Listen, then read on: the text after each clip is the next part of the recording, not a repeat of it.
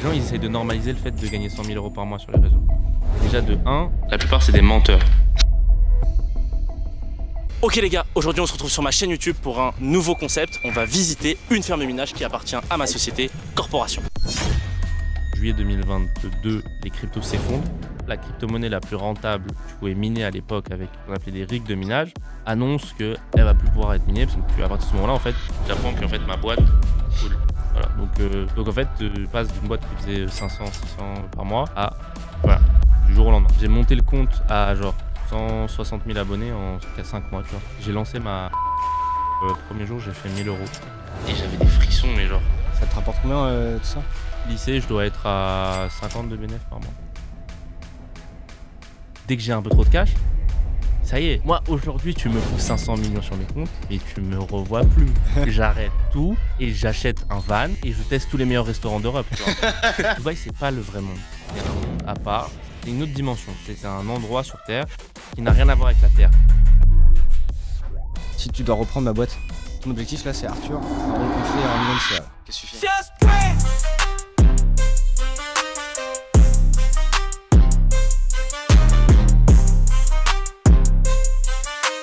Bonjour à tous et bienvenue dans le 16e épisode de Just Brand, un podcast où on parle branding, marketing design et communication. Et aujourd'hui, on appelle à la barre Monsieur Kylian Khalifa. Bonjour Kylian. Bonjour Arthur. Ça va?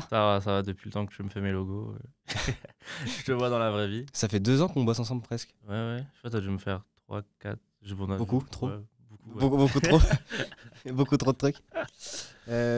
Tu viens sur Paris là? Je suis sur Paris, ouais, parce que j'étais en Belgique un temps, mais je suis sur Paris temporairement, ouais. Et après tu retournes à Dubaï? Alors là, mon programme, c'est Paris. Là, je vais à Aix-en-Provence sûrement, là, ce début de semaine. Après, je reviens à Paris. Après, je vais Nice, Monaco, Cannes, etc. Corse, Bulgarie. Et après septembre, je reviens à Paris. Tu bouges bien, ouais. Ouais, moi, je bouge souvent, ouais. Je bouge souvent.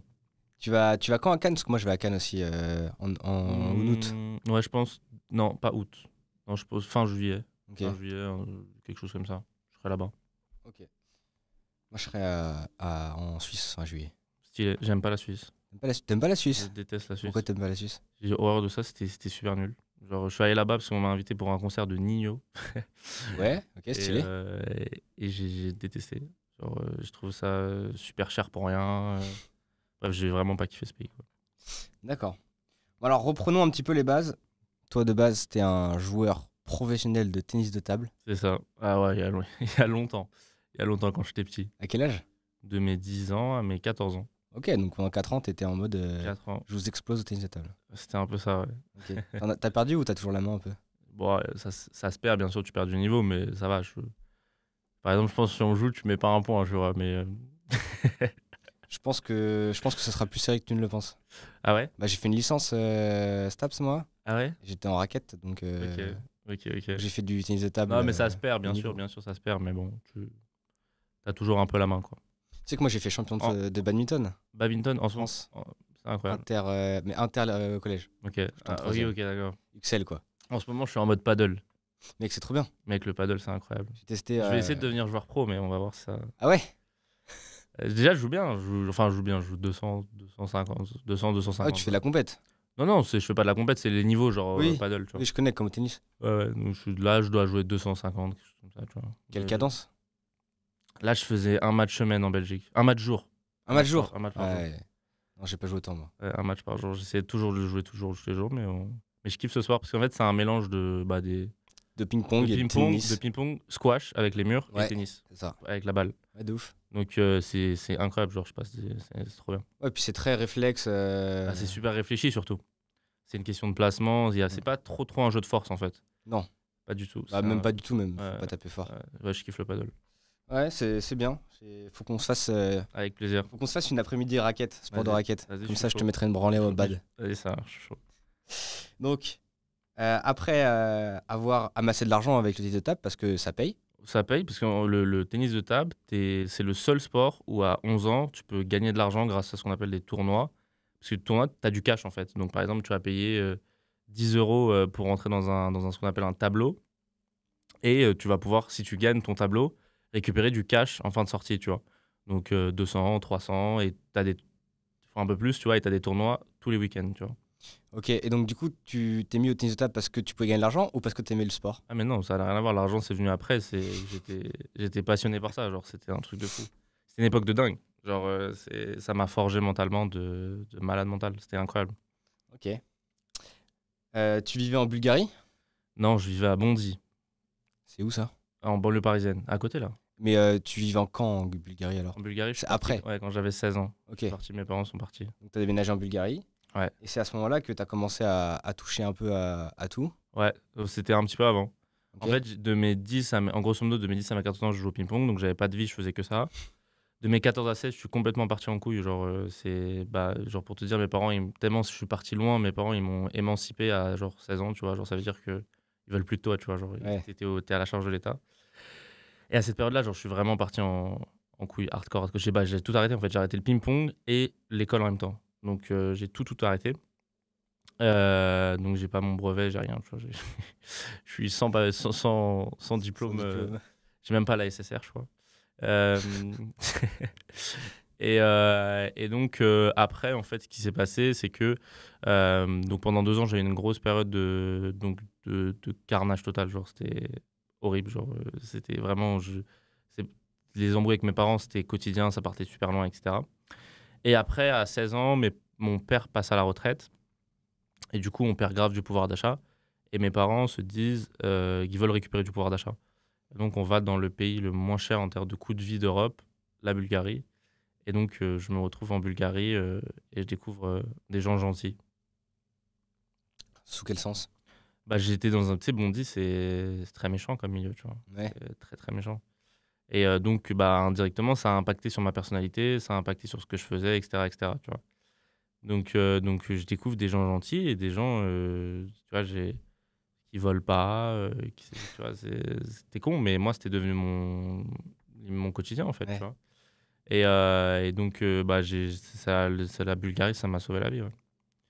Sans la Bulgarie, bah, j'allais partir en foyer, quoi. Donc ouais, ça m'a... Je dis souvent que la Bulgarie, ça m'a sauvé la vie. Ok. Et donc du coup, nouveau pays, nouvelle vision. Ouais. Tu décides de te lancer dans le resell de sneakers. Ça, c'était un petit peu avant. C'était un petit peu avant. En France? Je me suis lancé en France et j'ai continué en Bulgarie un petit peu. Ok. Donc, ouais, voilà. Bon, c'était l'époque 2017, 2018, 2019, 2020. C'était la Waouh. folie à l'époque. Ça pète. Les raffles, les trucs comme ça, tu vois. Je disais à mes potes, participe à ça, si tu gagnes le concours, je te passe 50 balles, mais la paire derrière, je margeais à 300, 400 dessus. Donc, ouais, ça, c'était une... Bah là, j'ai commencé à l'achat-revendre des trucs, les participations, les trucs. Et bon, j'ai pas continué en développant un truc comme Kix ou des trucs comme ça, tu vois, des trucs assez fat. Mais à ma petite échelle, je gagnais ma vie grâce à ça à l'époque, tu vois. Ok. Et après, tu testes un sorte de business de burger nocturne. Ouais, c'est ça. Bah, en fait, vu que moi, j'étais ultra client de ça à l'époque quand j'habitais à Bondy, je faisais que commander le soir pour quand j'avais faim, tu vois, et des trucs de night. Et je me suis dit, bah en fait, j'ai vu qu'il n'y avait pas ça dans ma ville et que j'allais faire ça. Et donc, ce que j'avais fait à l'époque, c'est que j'avais fait le compte Instagram, machin, les flyers. D'ailleurs, petite anecdote, j'ai imprimé des fiches et je les ai collées partout dans la ville. Mais en fait, moi, je les ai collées, genre, je savais pas que... Et il y en a une que j'ai collée sur un monument. Et il y a la mairie qui m'a envoyé un message sur Messenger pour me dire de venir enlever mon affiche, tu vois. Et donc voilà. Et ça, bah, j'ai pas vendu un burger. Tu t'es dit, putain, il n'y a que moi qui graille les burgers à cette heure-là, en fait. Ouais, non, j'ai pas vendu un burger. J'ai fait des vidéos et tout, mais j'ai jamais réussi à avoir un client là-dessus. Donc voilà. Ok. Mais donc, du coup, l'échec, Échec, premier échec. premier échec, jusqu'au jour où tu as 17 ans, Ouais, tu rencontres un mec qui allait devenir ton mentor, Paul. ça, il vient un jour, ma mère me dit qu'il y a quelqu'un qui va venir manger à la maison. Et ma chambre, tu sais, à l'époque, parce que j'ai fait ça, mais j'ai fait aussi du montage vidéo, de l'editing, j'ai tourné quelques clips rémunérés pour des rappeurs bulgares, j'ai fait du drone FPV, etc. Tu vois, donc je montais des drones, je les assemblais, etc. Et donc ma chambre, ça ressemblait un peu à n'importe quoi, tu vois. Genre, tu te dis, mais qu'est-ce qu'il fout dans sa chambre, lui, tu vois, à 17 ans? Genre, il y a des pièces de drone, des trucs, des GoPro, des matchs, tu vois, c'était un peu what the fuck, tu vois. Et donc, il vient à la maison, il regarde ma chambre et tout, et du coup, il commence à s'intéresser. Il dit, c'est quoi ça, machin? Il commence à s'intéresser à moi, et cette personne-là va devenir mon mentor pendant une partie de ma vie, et c'est la première personne qui m'a fait passer de 0 à 1, quoi. Bah ouais, parce qu'un jour, il part en vacances C'est ça. et il dit Kylian, j'ai des machines là qui minent du Bitcoin. Est-ce que tu peux Non, aller pas du maintenir Bitcoin à l'époque, il minait de l'Ethereum, Ok, ah ouais, d'accord. avec des cartes graphiques. C'était Ok, l'époque. donc voilà, il minait Ethereum avec les cartes graphiques. Il dit vas-y, Kylian, tu peux gérer la maintenance parce que je suis pas là. Ouais, c'est ça. Bah, du coup, il me propose ça, et moi, la vérité, c'est que je savais pas du tout comment gérer quoi que ce soit. En fait, j'ai commencé à faire du business avec lui. C'est que lui, il avait besoin de cartes graphiques, tu vois. Et à l'époque, c'est la pénurie des cartes graphiques. Donc, en fait, au début, ce que je faisais, c'est que je lui ai acheté. Parce que moi, j'avais trouvé des bots, etc., qui envoyaient des notifs à chaque fois qu'une carte graphique était dispo sur LDLC ou des trucs comme ça. Et j'achetais la carte graphique et je lui revendais. Et donc, j'ai dû lui revendre une quinzaine de cartes graphiques comme ça, tu vois. Donc, j'ai commencé à faire de l'argent comme ça, tu vois, avec lui. Et donc, à un moment, mais sauf que je faisais que de l'achat-revente de cartes graphiques. Et à un moment donné, il me dit ouais, voilà, je pars en France, comme tu as dit. J'ai personne pour faire la maintenance de mes machines. Est-ce que tu veux bien la faire? Et donc, j'ai accepté, mais je savais pas du tout faire la maintenance d'une énorme ferme de minage. Il avait une très grosse ferme de minage. Et donc, j'ai accepté et j'ai appris le minage sur place, tu vois, genre avec des vidéos YouTube. Et à chaque fois qu'il y avait un problème, je regardais sur YouTube, je regardais sur YouTube. Et donc, au bout d'un mois, bah, j'étais devenu expert du domaine, quoi, tu vois. Quand tu passes un mois dans une ferme à régler 20 soucis par jour, tu deviens expert. Ouais, normal. Et Donc, donc là, tu te décides, tu te dis vas-y, je vais acheter les miennes. voilà, exactement. Donc, je monte mon premier rig avec l'argent que j'avais gagné avec l'achat-revente de cartes graphiques. Donc, je monte mon premier rig et je commence à filmer mon petit rig dans ma chambre chez mes parents, sur Snap, etc. À l'époque, je n'étais pas sur les réseaux, tu vois. J'avais une petite communauté Snap de 100 personnes qui regardaient mes stories tous les jours.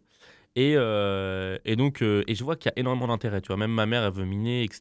Elle me pose des questions, mon père, ma famille, etc. Et je vois que par rapport au nombre de gens qui me voient et le nombre de gens intéressés, je me dis, il y a, Pourcentage. ouais, il y a un énorme pourcentage, tu vois. Et donc, je me dis qu'il y a un truc à faire à l'époque. Et donc, je passe par pas mal de schémas, etc. Et j'en arrive à un point en discutant avec un mec qui s'appelle Hugues Trijas, French Startuper, je sais pas si tu vois c'est qui. C'est lui qui me donne l'idée de ma boîte. Il me fait, je discute avec lui sur Insta, à l'époque il était pas très connu. Et il me dit, ouais, tu devrais faire une formation et la vendre sur Udemy. Et moi, je vais sur Udemy et je vois des formations à 10 balles. Je dis, qu'est-ce que je vais vendre des formations à 10 balles? Ça m'intéresse pas, tu vois. Mais par contre, je garde le concept de formation, tu vois. Et donc là, je me dis, ok, je vais faire un PDF qui s'appelait Mining 2.0. Et je me dis que je vais faire un PDF où je vais apprendre tout ce que j'ai appris durant mon mois, en fait. Comment monter une machine de minage de A jusqu'à Z, tu vois. Parce qu'il y a plein de gens qui... à l'époque, tu pouvais faire une machine from scratch à la maison, tu vois. T'achetais des cartes graphiques, t'avais des risers, mais ça demandait quand même un apprentissage. T'avais de la programmation à faire, etc. Il y avait quelques petits trucs à apprendre. Tu montais pas une machine de minage comme ça, tu vois. Et donc, je me suis dit qu'en fait, j'allais faire un récapitulatif de tout ce que j'ai appris dans un PDF. À l'époque, premier PDF, il faisait 24 pages. Et en fait, j'ai fait ce PDF. Et à l'époque, donc, j'avais toujours pas de communauté. Donc, le PDF était prêt. J'avais ouvert, mon père m'avait aidé à ouvrir ma société en Bulgarie, etc. Donc, j'ai ouvert ma société. Tout était prêt, etc. Et j'allais faire le lancement, mais je savais pas à qui vendre, tu vois. Genre, il n'y avait pas de communauté, quoi. Et ma petite sœur, elle me dit, ouais, tu devrais faire un TikTok, quoi, tu vois. Genre, tu devrais ouvrir un TikTok. Donc, j'ouvre un TikTok à 14h, il s'appelait Mining Corporation. Et je poste ma première vidéo. Et ma première vidéo, c'est le TikTok qui a changé ma vie à jamais. Comme quoi, dans la vie, des décisions si peu insignifiantes que d'ouvrir un TikTok peuvent totalement changer l'existence totale de ta vie. Tu vois, genre, ma vie, elle a changé du jour au lendemain, comme ça, tu vois. Genre, c'est... Et donc, j'ai écouté ma petite sœur et j'ai ouvert ce TikTok et j'ai posté la vidéo TikTok qui a changé ma vie à jamais. Et cette première vidéo fait 800 000 vues. Donc j'ai directement une communauté, j'ai 5000 abonnés qui s'abonnent. Et je lance ma formation 3 jours après, donc je continue à poster. Et donc là, c'était parti. Les stats, à l'époque, c'était n'importe quoi. C'est simple, j'ai monté le compte à genre 160 000 abonnés en 5 mois, tu vois, sur TikTok et Insta. Et donc j'ai lancé ma formation, tu vois. Et premier jour, j'ai fait 1 000 € de vente en format. Et je payerais tellement cher pour revivre les premières émotions de tes premières ventes, etc., du tout début, tu vois. Je me sentais, mais tu vois, j'étais sous la douche et j'écoutais de la musique et j'avais des frissons, mais genre, c'était des moments incroyables, tu vois. Genre, le début, c'était des moments, genre, exceptionnels. Et donc, j'ai toujours cru que ça allait s'arrêter. Je me suis dit, OK, aujourd'hui, j'ai fait 1 000 €, demain, je vais faire 0. Et en fait, ça a continué et c'est parti totalement en couille, tu vois. J'ai pas contrôlé ce qui m'arrivait, en fait, tu vois. J'ai pas contrôlé. Donc, j'ai commencé avec ce PDF. Après, ce qui s'est passé, c'est que je te fais la petite histoire, mais j'avais un ami le frère d'un ami qui s'appelait Victor et qui m'a demandé lui, il voulait investir dans le minage, etc. Et donc, il m'a demandé, il est passé par moi pour acheter des cartes graphiques et tout. Il m'a demandé de lui faire ce qui deviendra plus tard mon service installation à domicile. Donc, de l'aider à installer son rig chez lui. Donc, bien sûr, je viens ici à Paris, j'installe chez lui rig et je prends une story, tu vois. Et je mets la loc Montmartre, tu vois, j'étais à Montmartre. Et là, il y a un mec qui me répond à ma story, il me dit ouais, écoute, je galère à monter mon rig là. Je te paye 2 000 €, je suis juste à côté, à 2-3 rues de là où t'es, et tu viens monter le rig. Je fais OK. J'y vais, ça me prend 1 heure, je ressors avec 2 000 € en cash. Et là, je regarde Victor, je lui dis mais il y a un truc à faire là, tu vois. Genre, je viens de prendre 2 000 € en 1 heure, tu vois. Et il fait comment ça, il y a un truc à faire, tout ça. Et à la finale, du coup, Victor, ça va devenir mon premier installateur à domicile. Donc lui, il a été passionné par le sujet, etc. Tu vois, donc je l'ai aidé, mais il était super intéressé par ce que je faisais. Et donc après, lui, il a suivi toute l'aventure. Et donc c'est lui qui a commencé à faire les installations au début. Et après, la boîte est montée à je sais pas combien d'installateurs à domicile, tu vois. Et donc ce service a super bien marché. Donc voilà. Ok. Et après, tu t'en vas parce que tu décides de monter toi-même les machines. Ouais. Alors ça, tu sautes pas mal d'étapes là. Mais en gros, donc je pars de Bulgarie, parce qu'à l'époque, j'habitais en Bulgarie. Ouais. Petite anecdote, là-bas, j'ai acheté un bureau, un duplex un jour, je te fais la petite anecdote, c'est marrante. Un jour, je reçois la première personne qui me dit qu'il veut me voir en Bulgarie. Donc la personne vient, mais je sais pas où l'accueillir. Donc on va dans la rue et tout. Et on va manger au resto et je me dis, putain, il me faut des bureaux, tu vois, il me faut un truc. Et il se trouve que j'avais gagné beaucoup d'argent. Je fais la recherche de mes bureaux, etc. J'achète le plus beau, c'est un duplex en fait. T'achètes l'immobilier, le bien J'achète le bien, cash, à l'époque. Devant le resto avec le mec. Non, ça c'était après qu'il soit parti, tu vois. Okay. Et je me dis qu'en fait, tout le monde va venir me voir en Bulgarie, tu vois. Et dans ces bureaux, il va y avoir plein de personnes, etc. Donc j'achète des bureaux, tu vois, c'était un duplex bureau. Et je me dis que ça va être trop bien. Et j'imaginais déjà les gens venir me voir. Tu sais, j'ai installé des bureaux et tout, alors que j'avais pas trop de personnes qui bossaient avec moi.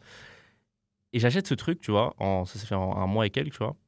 Donc je dépense quasiment toute la trésor que j'ai, tu vois. C'était un gros billet quand même. Et je paye cash, je prends pas de crédit, etc. Et en fait, jamais personne n'est venu me voir. C'est triste. Jamais personne n'est venu me voir, tu vois, en Bulgarie. Et en fait, parce que je me suis rendu compte que les gens bossaient en France et qu'ils allaient pas venir en Bulgarie, tu vois. Mais ça, je me suis rendu compte après. Et donc ce truc aujourd'hui, il est en location et voilà, il est loué à une boîte et voilà. Mais je suis parti de là-bas. T'as commencé de la pierre comme ça? Non, j'ai commencé j'ai investi dans l'immobilier comme ça. C'était mon premier investissement et c'était le seul d'ailleurs. Je n'ai plus jamais réinvesti dans l'immobilier. donc voilà pour la petite anecdote. Mais ouais, je passe. Donc voilà, je fais ça. Après j'habite sur Paris, je voyage. Là par contre, je voyage beaucoup. Je fais les plus beaux endroits du monde, machin, etc. Je commence à vraiment vivre. À partir de janvier 2022, je découvre l'argent, tu vois. Vraiment l'argent et je commence vraiment à beaucoup dépenser, à vivre, etc. Et à l'époque, ma boîte tournait avec un WhatsApp et un Calendly, tu vois. Genre, c'était une organisation de jungle, mais ça faisait un cash monstrueux, tu vois. Et donc voilà, donc je fais ça. Et après, juillet 2022 arrive. En juillet 2022, il se passe plusieurs trucs. Déjà, point numéro 1, le prix de l'électricité augmente en France. Il passe de 0,15 du kilowattheure à 0,22. Aujourd'hui, on est à 0,27, tu vois. Et donc, nous, ça a beaucoup impacté parce que nous, on fait des installations chez les gens. Et la plupart de nos installations, on les faisait en France, tu vois. 95% de nos installations. Après, ça, c'était le moment où on a fait plein d'installations partout dans le monde, tu vois, à des expatriés français. Mais la plupart de nos installations, on les faisait en France. Et donc, ça a beaucoup impacté. Ensuite, en juillet 2022, les cryptos s'effondrent. Complètement. D'ailleurs, on va rentrer dans un bear market là. Bon, là, le BTC a repris il n'y a pas si longtemps que ça, mais pendant une longue période, c'était dur, tu vois. Le BTC à 20 000, 15 000. C'était un peu compliqué, tu vois. Et donc, les cryptos s'effondrent. Et troisième point, la crypto-monnaie la plus rentable que tu pouvais miner à l'époque avec ce qu'on appelait des rigs de minage annonce qu'elle va plus pouvoir être minée parce qu'il y a une mise à jour qui passe qui s'appelle ETH 2.0. Ça passe de Proof of Work à Proof of Stake. Et donc, voilà. Donc, à partir de ce moment-là, en fait, j'apprends qu'en fait, ma boîte cool. Voilà. Donc, donc, en fait, je peux plus rien faire parce que ma formation n'est plus bonne parce que les rigs de minage, ça sert plus à rien. Donc, je peux plus revendre ma formation. Et mon installation à domicile, c'est plus rentable. Donc, en fait, je passe d'une boîte qui faisait 500, 600, voire même des fois 700 par mois à voilà, tu vois, du jour au lendemain, genre comme ça, tu vois. Et donc, en juillet 2022, je décide de fermer. Donc, je dis à tout le monde, c'était super, les gars. C'est ciao. Ouais, en plus, à l'époque, on avait une boutique à Bordeaux dans laquelle on assemblait les rigs, etc. Ah tu vois. oui. Et donc, je ferme tout et je commence à m'intéresser à d'autres types de minage, tu vois, dont le minage de Bitcoin. Et donc, je vais commencer à rencontrer des fournisseurs à travers le monde, donc je voyage pas mal. Pour lancer un service d'hébergement de machines de minage de Bitcoin. Donc, j'ai dit, OK, le prix de l'électricité, en France, il est trop élevé, mais dans d'autres endroits, il doit être moins élevé. Et donc, c'est exactement ce que j'ai fait. Donc, je commence à chercher des fournisseurs un peu partout. Parce que dans le minage, tu as un ratio, c'est facile d'avoir de l'électricité pas chère, tu vas en Afrique, etc. Mais tu as un ratio risque-sécurité. C'est OK, d'accord, tu vas foutre tes machines en Afrique à 0,04 du kilowattheure. Mais derrière, tu vas te faire voler tes machines le lendemain, en fait. On va juste te mitrailler, il n'y a aucune loi, tu vois. Genre, c'est la jungle, tu vois. Donc, il y a ce risque, il y a ce truc qui est important à prendre en compte. Et donc, le but, c'était de trouver un endroit où le prix de l'électricité n'était pas trop cher, était à bon prix, et que la sécurité, et que tu étais dans un pays quand même avec des lois, tu vois. Ouais. Avec un minimum de lois, un minimum de justice.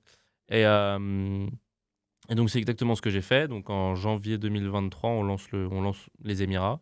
Donc, on sold out. Là-bas, il y a encore 300 et quelques machines qui tournent. Et après, on sold out. On sold out. Non, on n'a pas sold out. Là, on continue à vendre. Il n'y a pas de sold out, en fait, là, tu vois. Donc, on peut vraiment en installer. Depuis avril 2023, on installe aux États-Unis.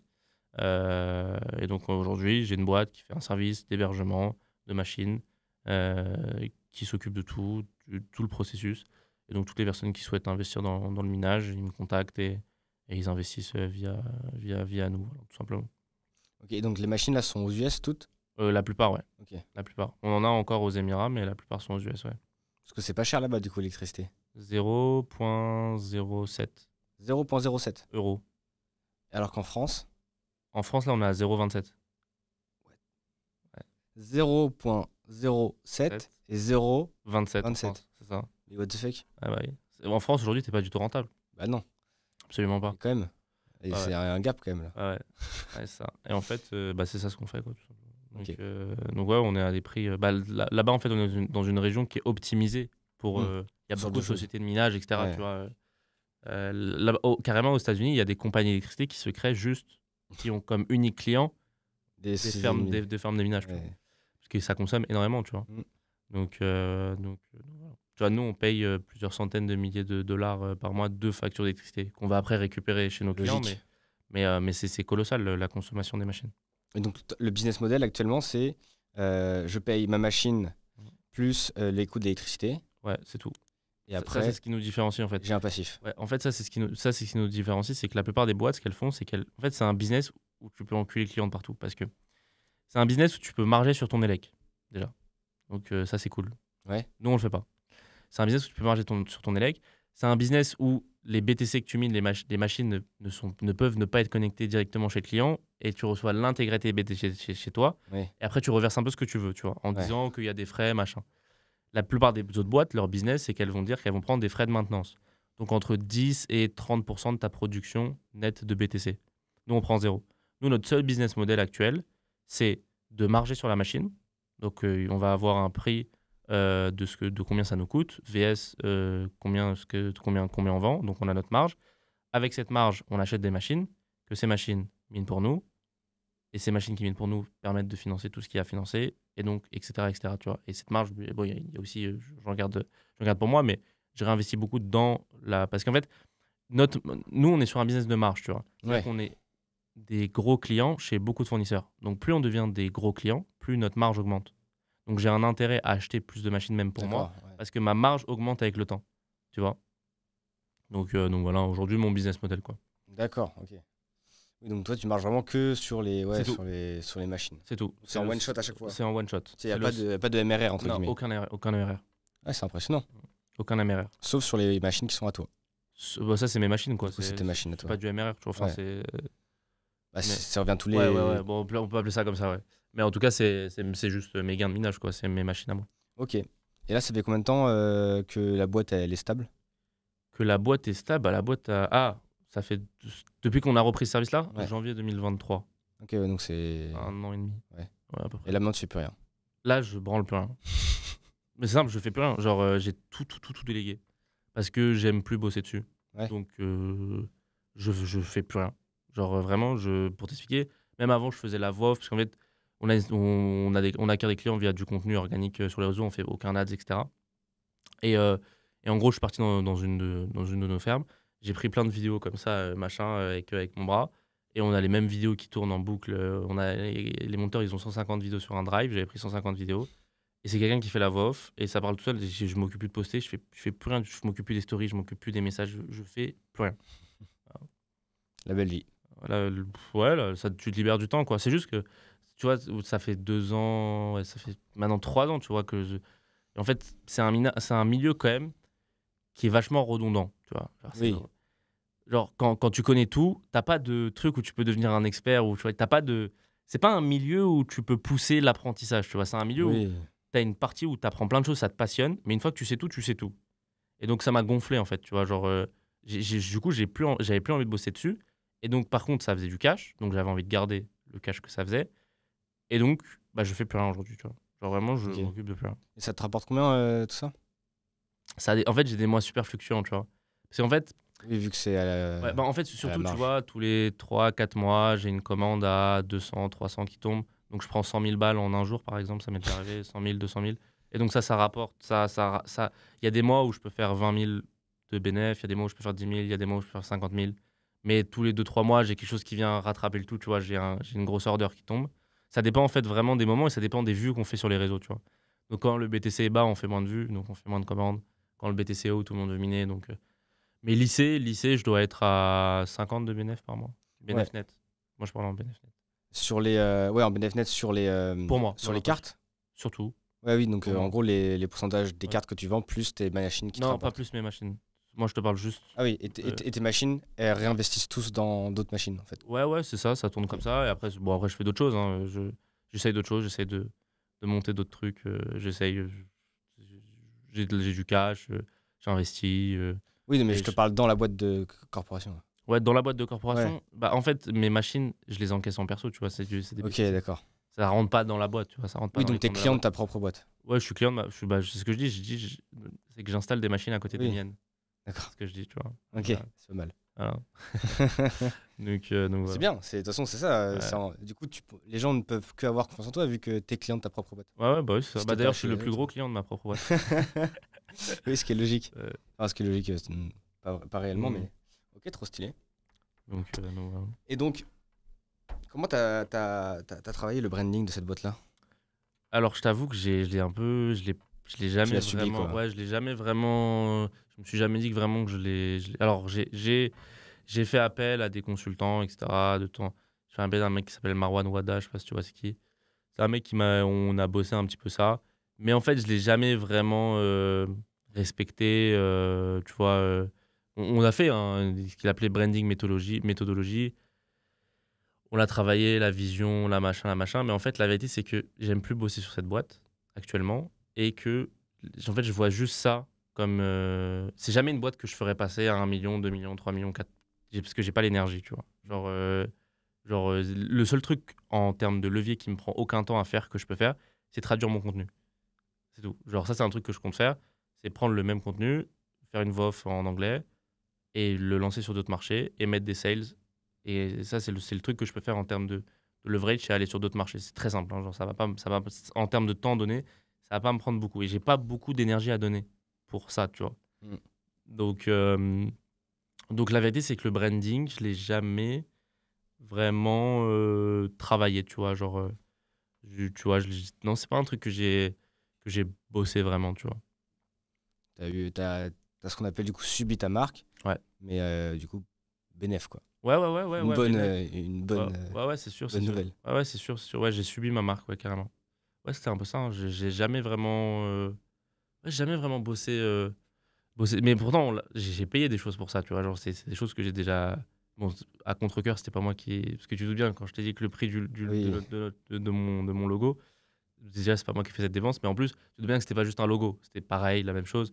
Travailler le positionnement, Ouais. etc. C'est la même chose, tu vois. C'était pas que le C'est logo. pas tu que le vois. design, quoi. Exactement, tu vois. Donc, donc voilà. Et en fait, ouais, je l'ai jamais vraiment bossé sérieusement, quoi. Ok. Et maintenant, tu es en train de faire tout l'inverse. Ouais. Tu te lances sur YouTube et tu Ouais. veux faire exploser ta marque personnelle. Ouais, exactement. En fait, là, mon seul objectif 2024, c'est vraiment le seul truc que je veux faire. J'ai aucun autre objectif. Genre, j'ai aucun objectif financier. J'ai qu'une vision, c'est de devenir la référence sur la niche de l'investissement, de la finance, de l'économie, etc. en France sur YouTube. Et je veux me build une audience YouTube. Et c'est tout ce que je veux faire. Je sais pas ce que je vais faire avec cette audience. J'en sais rien. La seule chose que je sais, c'est qu'avoir une audience YouTube et avoir des gens qui te regardent pendant plus de 10 minutes, ça vaut tout l'or du monde.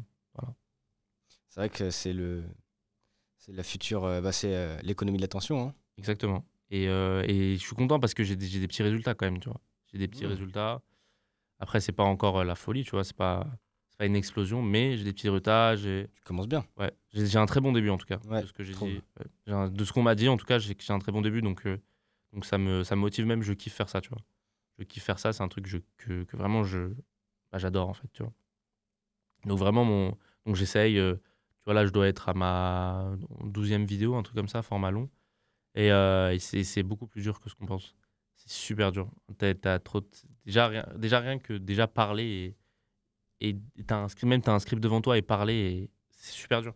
Les gens, ils se rendent pas compte de la difficulté de tourner une vidéo YouTube pendant. Et des fois, tu as des tournages qui se passent beaucoup moins bien que les autres, tu vois. Là, tu vois, j'ai eu un tournage il y a. Bon, après, c'est normal, c'est le jour où j'ai quitté ma copine. Mais tu vois, je devais tourner une vidéo sur ce jour-là, et ben j'ai quitté ma copine, mais j'ai quand même tourné, tu vois. Ouais. Même si tout Et alors allait mal, etc. Je l'ai fait en 6 rushs, ça m'a pris 3 heures, mais je l'ai Ouais. fait, tu vois. Et j'avais du mal, tu vois. Parce que j'avais des pensées intrusives pendant que je tournais. Donc je lisais une Normal. phrase. Et là, je parlais, mais je pensais pas à ce que je parlais, tu vois. Donc forcément, c'était compliqué, quoi. Mais je l'ai quand même fait, tu vois. Et je sors une vidéo tous les vendredis. Et tous les mercredis, j'ai un concept qui s'appelle C'est rentable. Et en gros, c'est une vidéo qui me coûte que dalle à produire, là. Parce que c'est un, comme Mathis s'appelle, un value asset. Ouais. Et en gros, c'est une vidéo qui.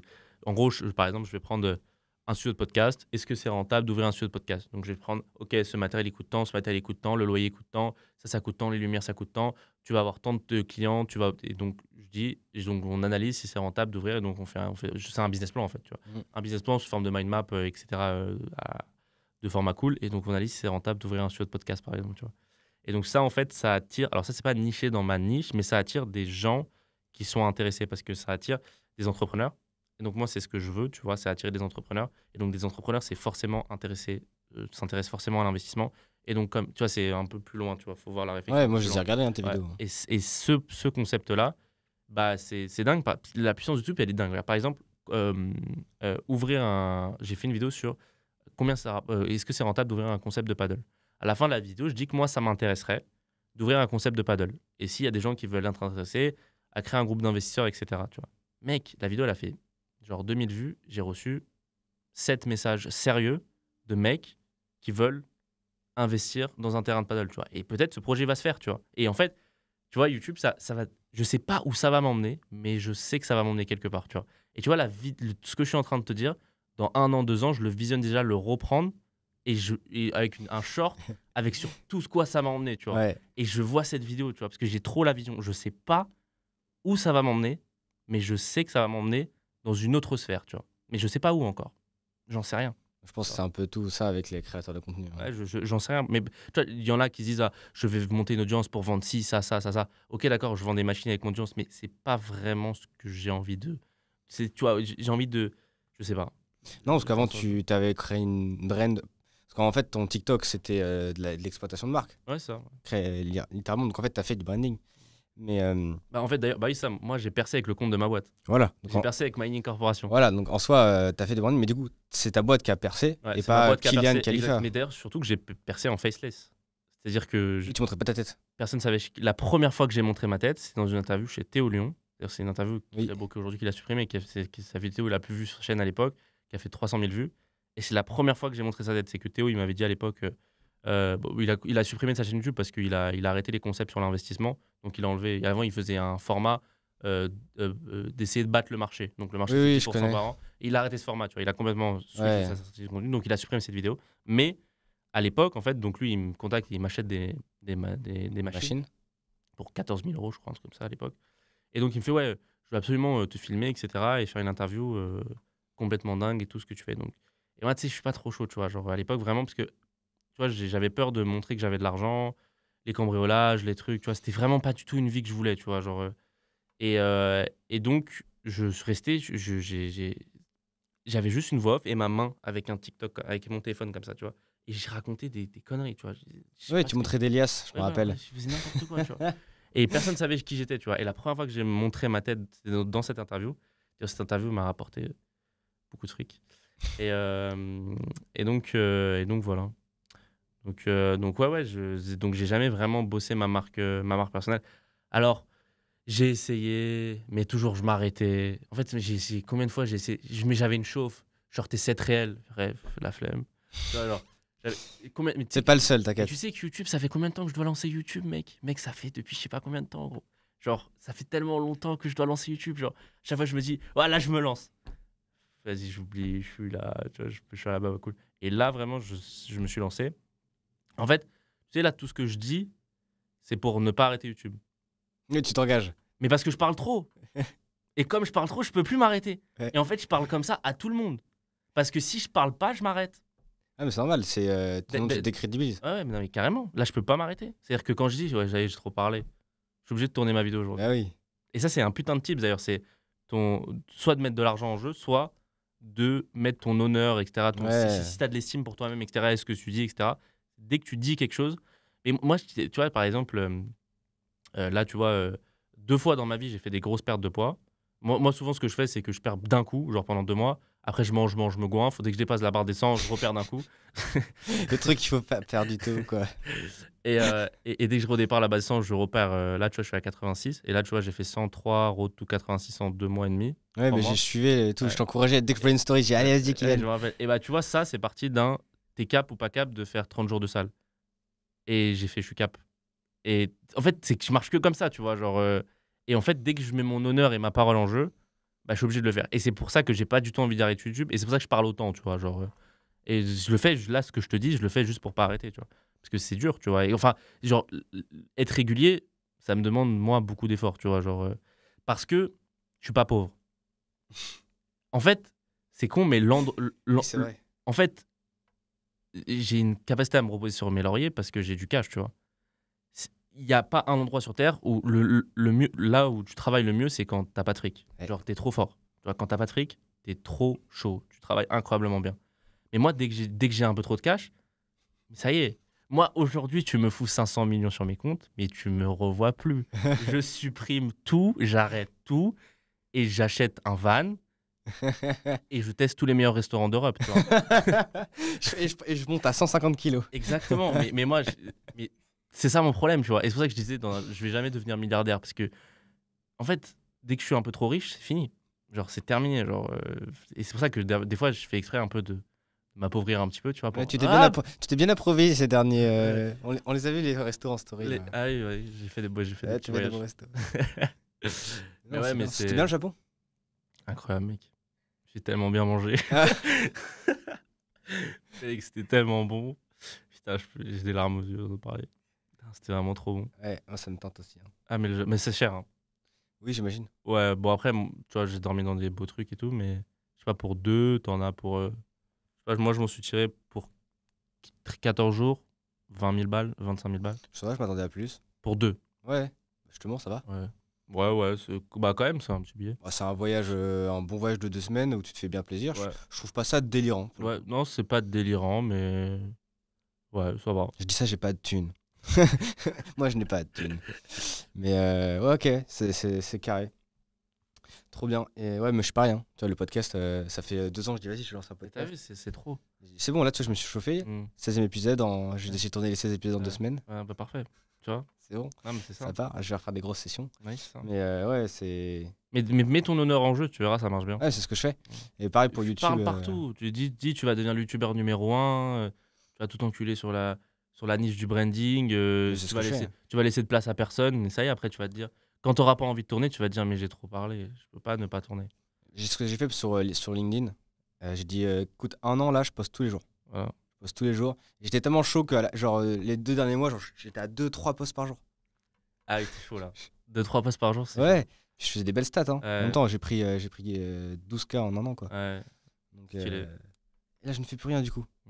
Bah, tu vois? J'étais là, ouais, c'est bon, j'ai Ouais. craqué LinkedIn, Tu vois, les clients ça y est, arrivent. tu vois, après, Il faut que je m'en mette. Mais c'est tellement dur de mettre la même énergie quand ça marche. Mais en fait, on se rend pas compte. Quand ça marche un petit peu, mais t'as un truc dans ton corps qui te dit, mais en fait, ton doigt, il va tout seul sur Booking. C'est vrai que je prends beaucoup facilement les hôtels maintenant. Mec, genre ton doigt, il va tout seul sur Booking. Tu regardes Maldives, tu regardes l'Asie, tu regardes Bali, tu regardes. Tu vois, t'as juste une envie, c'est de profiter de ton argent, tu vois. Genre, en tout cas, moi, c'est ce que ça me fait, tu vois. Genre avant, mon doigt, il allait sur, je sais pas, des trucs de business. Et mon doigt, il va tout seul sur Booking, tu vois. Je sais pas moi, genre, je me contrôle pas, tu vois. Genre. C'est première classe, business. Ouais, tu vois, et c'est un petit peu. Ouais, Raconte-nous l'anecdote. tu veux que je te la raconte? Raconte-moi l'anecdote des avions. Bon, je l'ai déjà raconté d'ailleurs, tout le monde m'a critiqué. Tu veux le transformer en short, c'est ça? Ouais. Ok.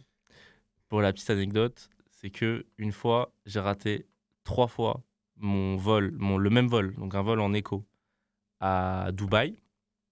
3 fois d'affilée, hein. Donc une fois j'y vais, je le rate, on prend une nuit d'hôtel. Une deuxième fois je le rate, on prend une nuit d'hôtel. Une fois, 3 fois d'affilée, genre.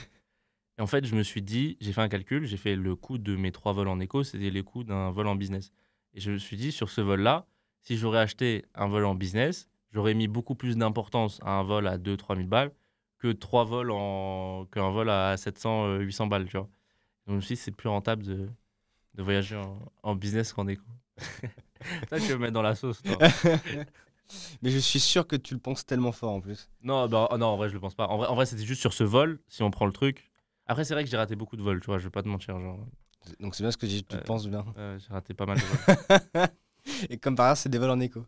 Ouais, c'est vrai, mais tu loupes jamais un vol en business. C'est jamais. Moi, je loupe jamais un vol tout court. Ouais, ça, Je prends moins l'avion que toi, mais ouais. tu sais que. Ah ouais, une dinguerie qui m'est arrivée à l'aéroport. Je revenais du Maroc à Casablanca. Et genre, il y avait le décalage horaire dans la nuit. Donc nous, ce qu'on fait, c'est qu'on on réserve le vol. On l'avait réservé il y a une semaine, avant d'arriver même dans le pays, pour le vol retour. On réserve le vol pour 8 heures. Donc forcément, quand tu prends un avion, tu viens 2 heures en avance pour passer tout le bordel, machin. Et donc on arrive à 6 heures. Et quand tu prends un avion, ça ferme 1 heure avant en général. Tu peux plus rentrer après dans l'avion parce que t'as tout le chemin, c'est trop chiant. Donc nous, on arrive, on prend notre temps et tout, machin. On arrive à 6 heures à l'aéroport, on se balade, machin, on cherche, on voit pas trop le vol, on comprend pas trop. On cherche, machin, et puis on arrive. J'ai une anecdote à vrai. Si tu On veux arrive, un truc. et là on voit notre avion, tu vois, qui part dans 1 heure. Donc en gros, 1 heure avant que c'était annoncé. On me dit, mais pourquoi c'est fermé et tout, on peut pas passer et tout. Il me fait, bah non, l'avion part bientôt, on peut pas vous emmener là-bas. Je dis, bah regardez, on a notre billet à cette heure-là. Et elle me dit, ah non, mais vous avez pas reçu le mail, l'avion il a été décalé d'1 heure en avance. On n'a pas reçu de mail, hein. Parce qu'en fait, il y avait le décalage horaire. Ah ouais. Et du coup, il est parti en avance, l'avion. Du coup, il est parti en avance sans nous. T'as la flemme. Attends, j'ai une autre anecdote. Genre, Incroyable. J'ai une autre anecdote sur une fois, j'ai loupé un vol et j'ai dû prendre un taxi. En fait, j'avais un vol. J'avais un vol Sofia-Dubaï. En Bulgarie, Sofia-Dubaï. Sauf que j'étais à Paris. Donc, en fait, pour aller à Sofia, je devais faire un Paris-Athènes, Sofia-Dubaï. Tu vois, j'ai pris 2 vols. Et donc, Paris-Athènes, ça se passe bien. Et là, je suis à Athènes. Et donc, j'arrive en avance. C'est toujours, je me mets face au gate pour prendre l'avion. Et moi, je suis avec mes écouteurs. Tu t'endors. Non, je m'endors pas, c'est encore plus marrant. Et je suis sur mon tel et je vois pas le temps passer, tu vois. Et à un moment, j'entends Khalifa. Et dans ma tête, je me dis, putain, il y a un mec, il a le même nom de famille que moi. Tu vois, je me dis, c'est une dinguerie. Tu te rappelles de ça? Mais je me dis, il y a un mec, il a le même nom de famille que moi. C'est un truc de fou, tu vois, c'est marrant, tu vois. Ouais. Et à un moment, je suis plus sur mon tel, tu sais, j'étais comme ça. Et je vois, il n'y a plus personne autour de moi. Et je me dis, mais qu'est-ce qui se passe, tu vois, genre... Et je regarde l'heure. Je fais, putain, je crois que j'ai loupé mon vol, tu vois. Et je vois la nana. Et elle me dit, bah l'avion, il est parti. On vous a appelé 50 fois. Je fais, mais j'étais juste en face. En fait, elle m'appelait, mais j'étais juste en face d'elle. Mais moi, je réagissais pas parce que je pensais que c'était un mec qui s'appelait comme moi, tu vois.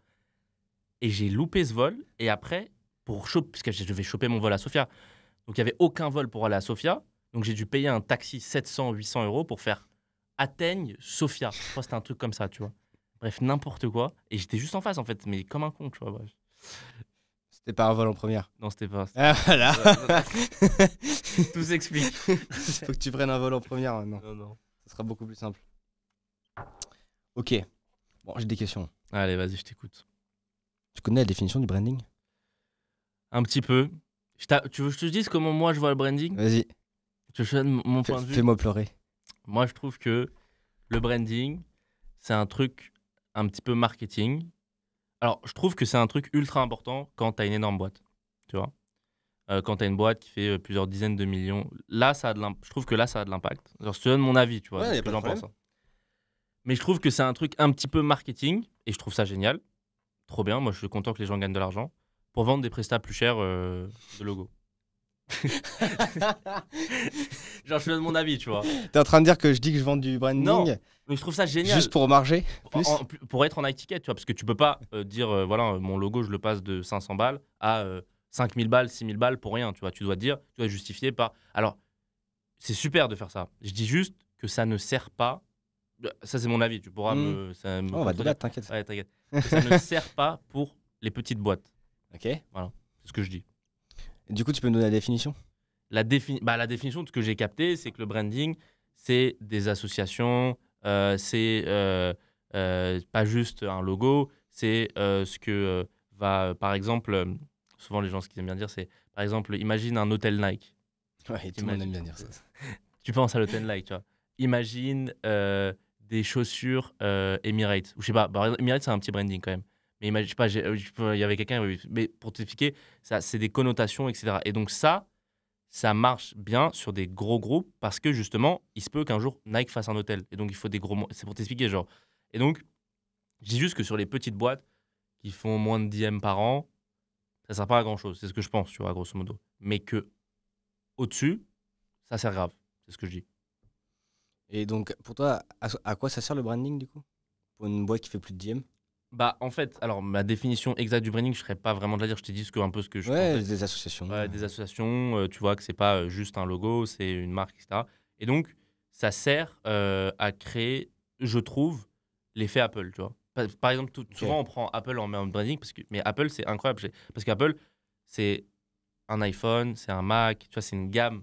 Je trouve que ça sert vachement quand tu sors un panel de products ou de services, etc., qui marche super bien, tu vois.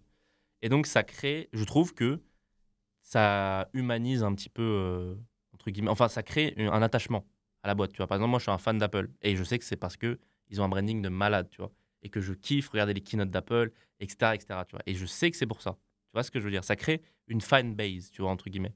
Et je dis juste que pour les petites boîtes, ça va être compliqué de créer sa fan base quand tu fais pas beaucoup d'argent, quoi. C'est ce que je dis. Ok. Alors, la définition du branding, alors, le branding, c'est une action, tu vois. C'est influencer sur quelque chose. Donc, c'est influencer sur la marque. La marque, c'est l'ensemble des associations que se fait le consommateur quand il pense à ton produit. Ouais.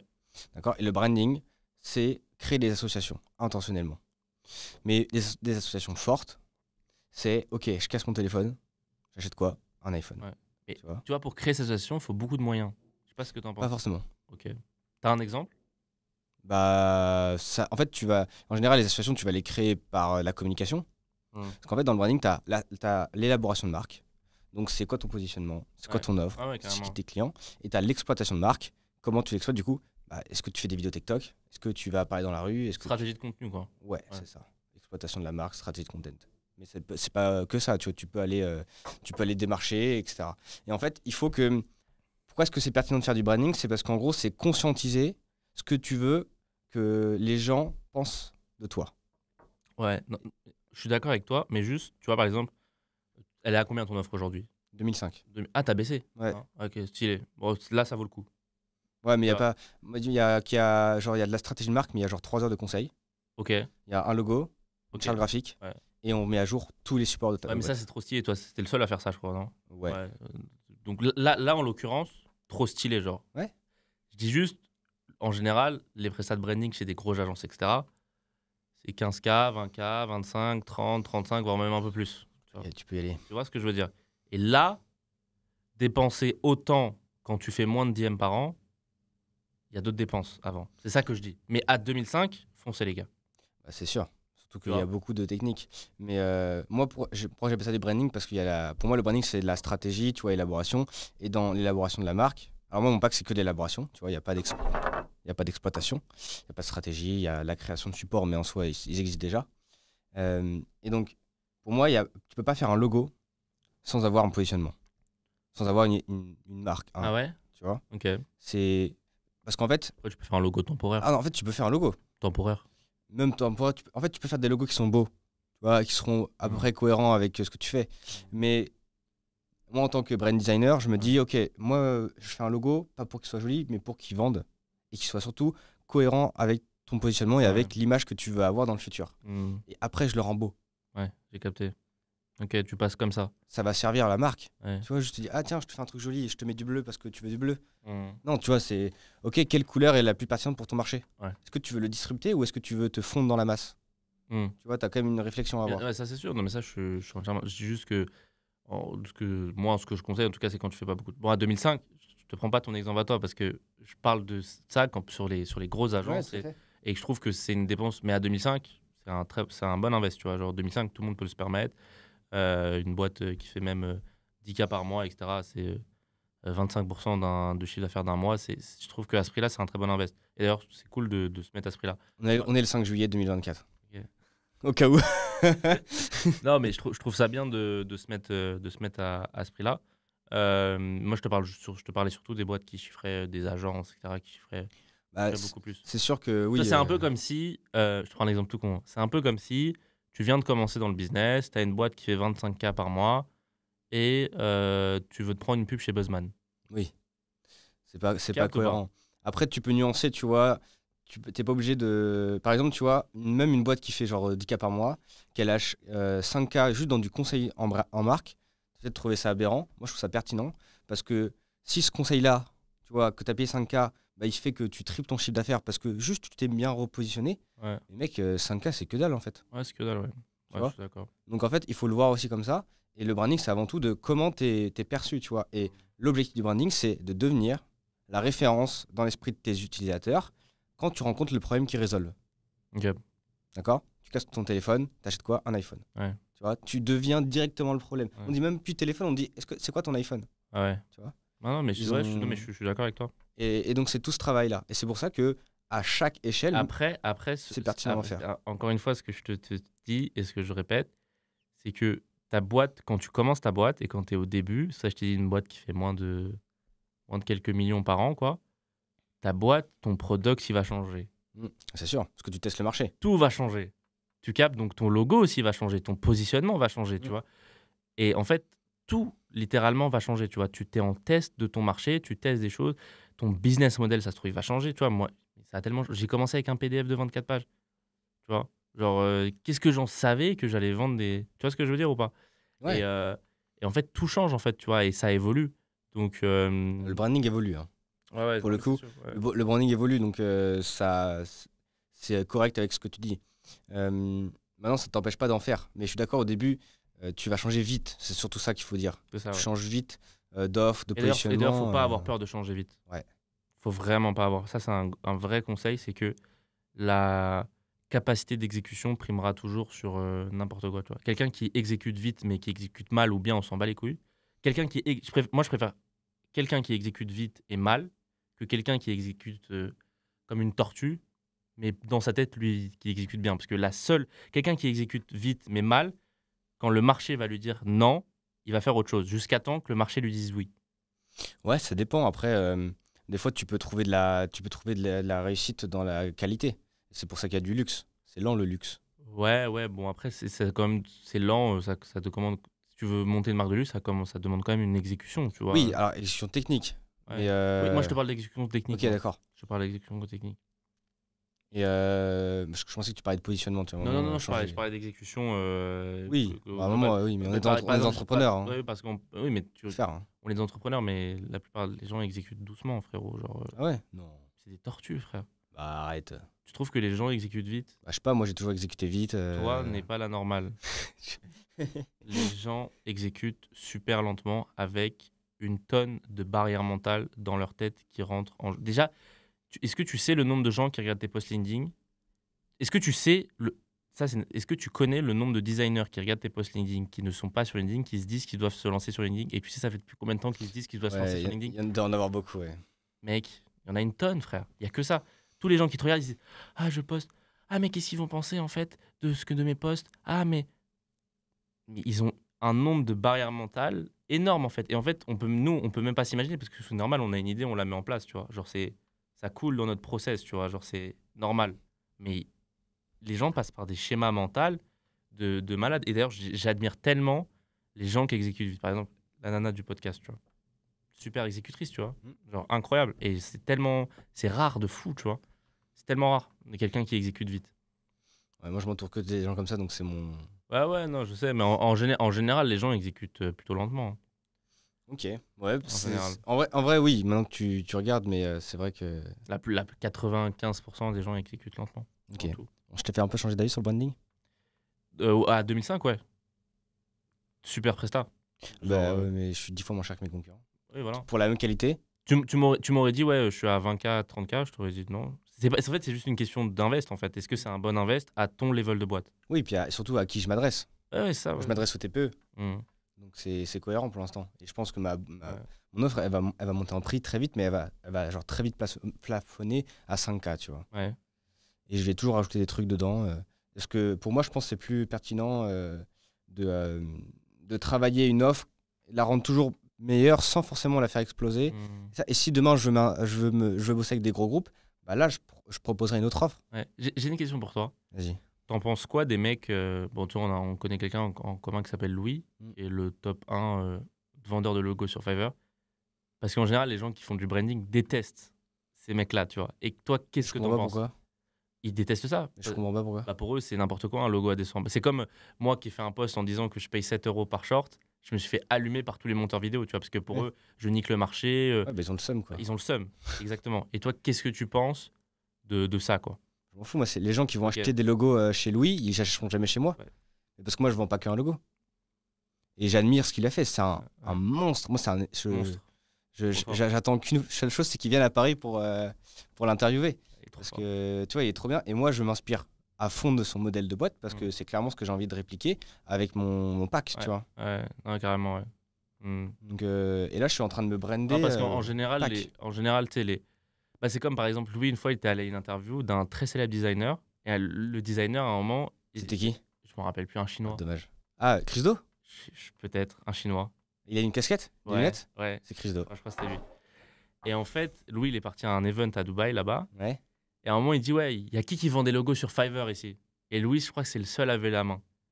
Et tout le monde, genre en mode, c'était devenu la risée de... Je crois que c'était un truc comme ça, tu vois, il m'avait raconté. En mode, c'est comme... Ils détestent ça, en fait, tu vois, les gens qui sous-traitent des logos à très bas prix. Pour eux, ils niquent complètement le travail des gens, etc., etc. Tu vois, c'est comme les monteurs vidéo, ils détestent les monteurs vidéo qui se vendent pas cher, etc. Et c'était pour savoir un petit peu ton...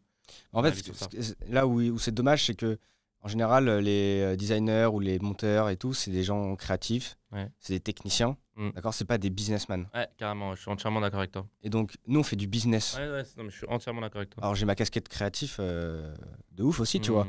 Mais à un moment, il faut prendre un peu du recul sur les choses. Ouais, je suis entièrement d'accord. Louis, il a montré une truc. Et en fait, les gens qui achètent un logo à 300 balles, tu vois, j'en connais, hein, des mecs qui gagnent beaucoup. Hein. Moi. Ouais, toi, mais je vais pas citer les autres. Donc, tu peux citer si tu veux, mais voilà. Et ben, en fait, ces mecs-là, ils vont jamais venir acheter un truc, même à 2005 chez moi, tu vois, parce que, en fait, ils s'en foutent. C'est parce que leur marque, en général, elle est basée sur autre chose. Ouais, carrément. Je suis entièrement d'accord avec toi. Il suffit juste ils veulent juste un logo, une charte. Quoi. Ouais, Ça dépend des besoins, en fait. oui, tout bien simplement. sûr. Mais c'est un moment, je peux pas, je peux lui donner tous les avantages du monde. À un moment, tu vois, comment dire, le LVMH, tu vois, ils ont mis 4 lettres. Ouais. Tu vois, c'est. Et puis le mec qui va dire, ouais, il y a une DA, il y a une machin et tout. Alors, il y a une DA autour, mais le logo, concrètement, ils ne sont pas fait yesh, tu vois. Ouais. Par contre, un contre-exemple qui est très intéressant, et si tu veux, il y a un documentaire là-dessus, designer du logo de Balenciaga. Ouais. Comment est-ce qu'il a travaillé la typo? C'est un délire. Ah ouais? Ouais, c'est une interview en anglais, donc j'ai un peu galéré à tout comprendre. Ouais. Mais tu cherches un petit peu le designer de Balenciaga, comment il a expliqué le logo, et tu regardes en fait que toutes les marques de luxe ont copié Balenciaga. Mais c'est un truc de fou comment toutes les marques de luxe sont juste devenues des logos minimalistes avec une police minimaliste. Tous. Et c'est Balenciaga qui est du coup à l'origine de ce mouvement. Ouais, parce que tu regardes la DA de Balenciaga depuis toujours. Et c'est quoi la raison? Tu la connais ou pas? Pourquoi ils se mettent tous... Il n'y a plus de logo, quoi. Alors, Balenciaga, eux, c'est simple, c'est qu'ils ont une direction artistique qui est ultra brutaliste. Quand tu vas dans leur magasin, tu as l'impression d'être chez le boucher, tu vois. Ouais. Mais c'est une direction artistique, tu vois, parce que Balenciaga, c'est de l'art, c'est machin, ils se foutent de la gueule de... D'être chez le boucher? Ouais. Ah ouais, c'est genre métallique, okay. Vraiment les gros pop-up stores. Ouais, tu vois, il y a une vraie DA, et c'est basé beaucoup sur le design suisse, tu vois. Ouais. Minimaliste, carré. Tu regardes leur site, mec, moi, leur site, je suis amoureux, tu vois. Alors que le site en blanc, là. Ouais, le site en blanc, quadrillage, tu vois. Ouais, je vois très bien. C'est du grid system, on appelle ça. Okay. Et le commun des mortels, qui connaissent pas ça, ils vont dire, mais c'est dégueulasse le site. Je dis, bah, mec, c'est une direction artistique qui est peu populaire, et c'est totalement une prise de risque qu'ils ont pris. Alors que tu vois, toutes les autres marques, alors premièrement, ils ont copié Balenciaga, parce que Balenciaga, c'est une marque qui est jeune et qui a explosé. Ouais. C'est jeune? Faut le rappeler. C'est jeune, ça a explosé d'un coup, en fait. Okay. Leur explosion est jeune. Okay. Je ne saurais pas te dire quand est-ce que la boîte a été lancée, mais la nouvelle DA, justement, faut que tu la regardes, je pense que tu vas kiffer. Et il faudrait que je fasse une vidéo sur Balenciaga. Ah, stylé. Il y a tellement de trucs à faire. Ouais. Balenciaga, toutes les marques de luxe, tu en fais une par une. Mais du coup, pour reprendre ça, toutes les autres marques autour, eh ben, elles ont copié Balenciaga, pour le coup. Tu vois, il y a une marque, une brand de taré, c'est Hermès. Hermès, incroyable. La brand d'Hermès. Et tu vois, ils ont changé leur logo pour refaire un logo typographique. Ouais. Ils sont revenus sur le cheval. Ok, je savais pas. Ils sont revenus sur le cheval et ils ont travaillé autour de ça. Mais donc il y a eu une phase, tu vois, là, c'est 10-20 dernières années de minimalisme, simple. Ouais. Pourquoi? Parce que en fait, le marché de la brand, en règle générale, c'est minimaliste, maximaliste. Minimaliste, okay. Parce qu'en fait, les gens, ils en ont marre. Et tu vois, il y a 30-40 ans, tu te rappelles les tapisseries qu'il y avait chez ta grand-mère? Oh ouais, j'ai jamais eu de grand-mère, mais... Bah, tu vois les tapisseries qu'il y avait dans les films de tes grands-mères, de tes grands-parents, voilà.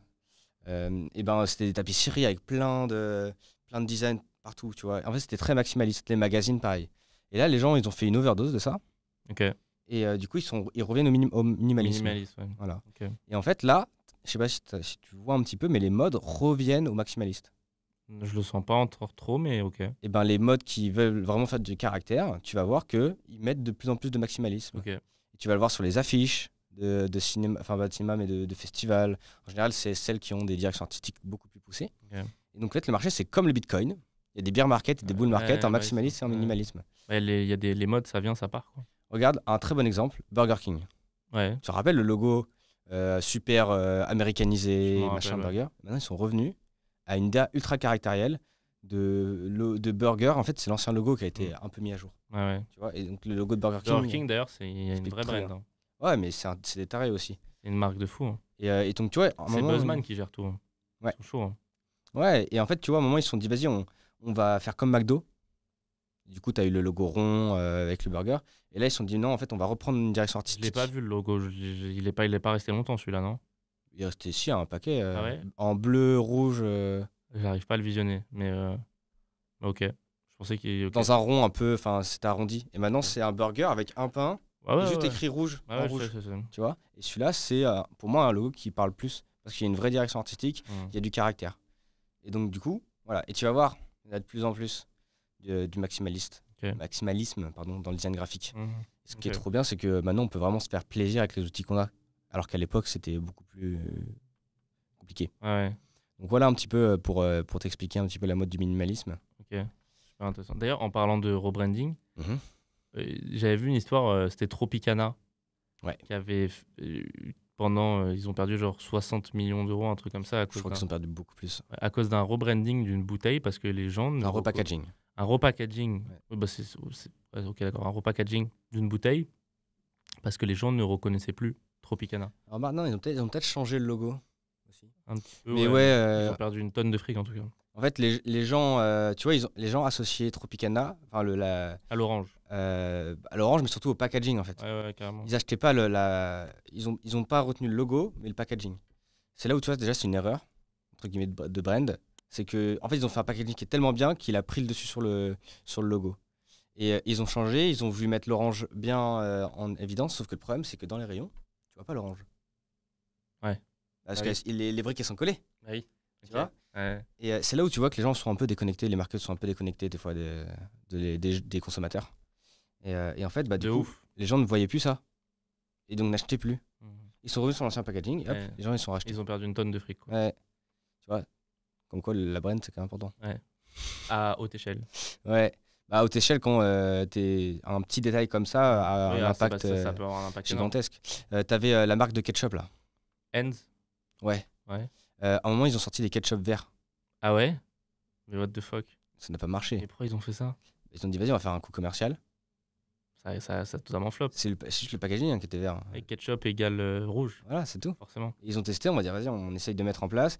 Et en vrai, ça aurait pu être un bon coup marketing s'ils l'avaient bien marketé.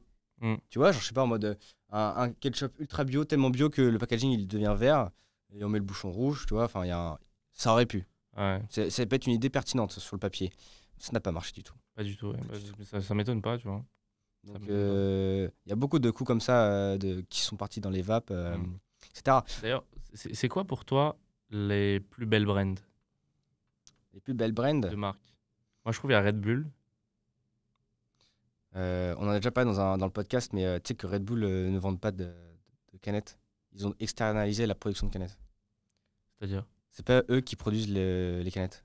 Moi, je te parle de brand. Ouais. Ouais, je te dis Du juste. coup, ils font que de la brand Red Bull en fait. Ouais, bah oui, mais je trouve ça trop fort. Ouais. Genre, leur stratégie de contenu, elle est incroyable, mec. Genre, ils sont trop forts, tu vois. Je trouve qu'ils sont trop chauds là-dessus. Je trouve en tout cas, ils sont chauds en termes de.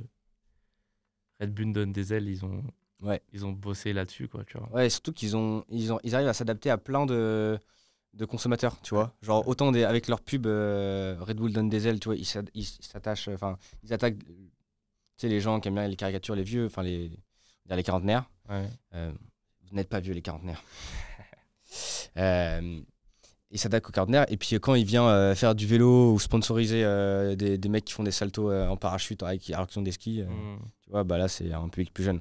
Donc, mais en fait, Red Bull, c'est une marque qui fait de l'événementiel, en fait. Ok. Et du coup, c'est quoi pour toi les plus belles brands? Si tu veux faire un top 3 de toutes les marques qui existent aujourd'hui. En fait, je pourrais te dire les meilleurs. Tu vois, genre, tu vas trouver un Apple, un Facebook, par exemple. Facebook, je trouve que c'est une belle brand. Bah, plus maintenant. Ok. Ça en avait une. Ouais. Mais qu'est-ce que je pourrais te dire? Une belle brand, bah, t'as Hermès qui est cool. Hermès, très cool. Mais c'est pas celle. Enfin, c'est pas celle qu'il faut étudier, entre guillemets, tu vois. C'est bien, elles sont là. Mais regardons plutôt, tu vois, des petites brands plus stylées. Genre, par exemple, parlons du Whoop. Ça, c'est stylé, ouais. Tu vois? Tu kiffes ça ou pas? Ouais, je kiffe. Ok. Tu vois, ils ont très bien marketé le truc. Ouais, ça t'analyse tout, non? Ouais, c'est trop bien. T'as une app et t'as plein de données sur ton sommeil, etc. Ouais. Tu vois, des trucs comme ça. C'est ça. Je connais plein de gens qui l'ont, ça. C'est ça. Et ils le brandent bien parce que Combien c'est 200, 300, non? c'est 25 par mois.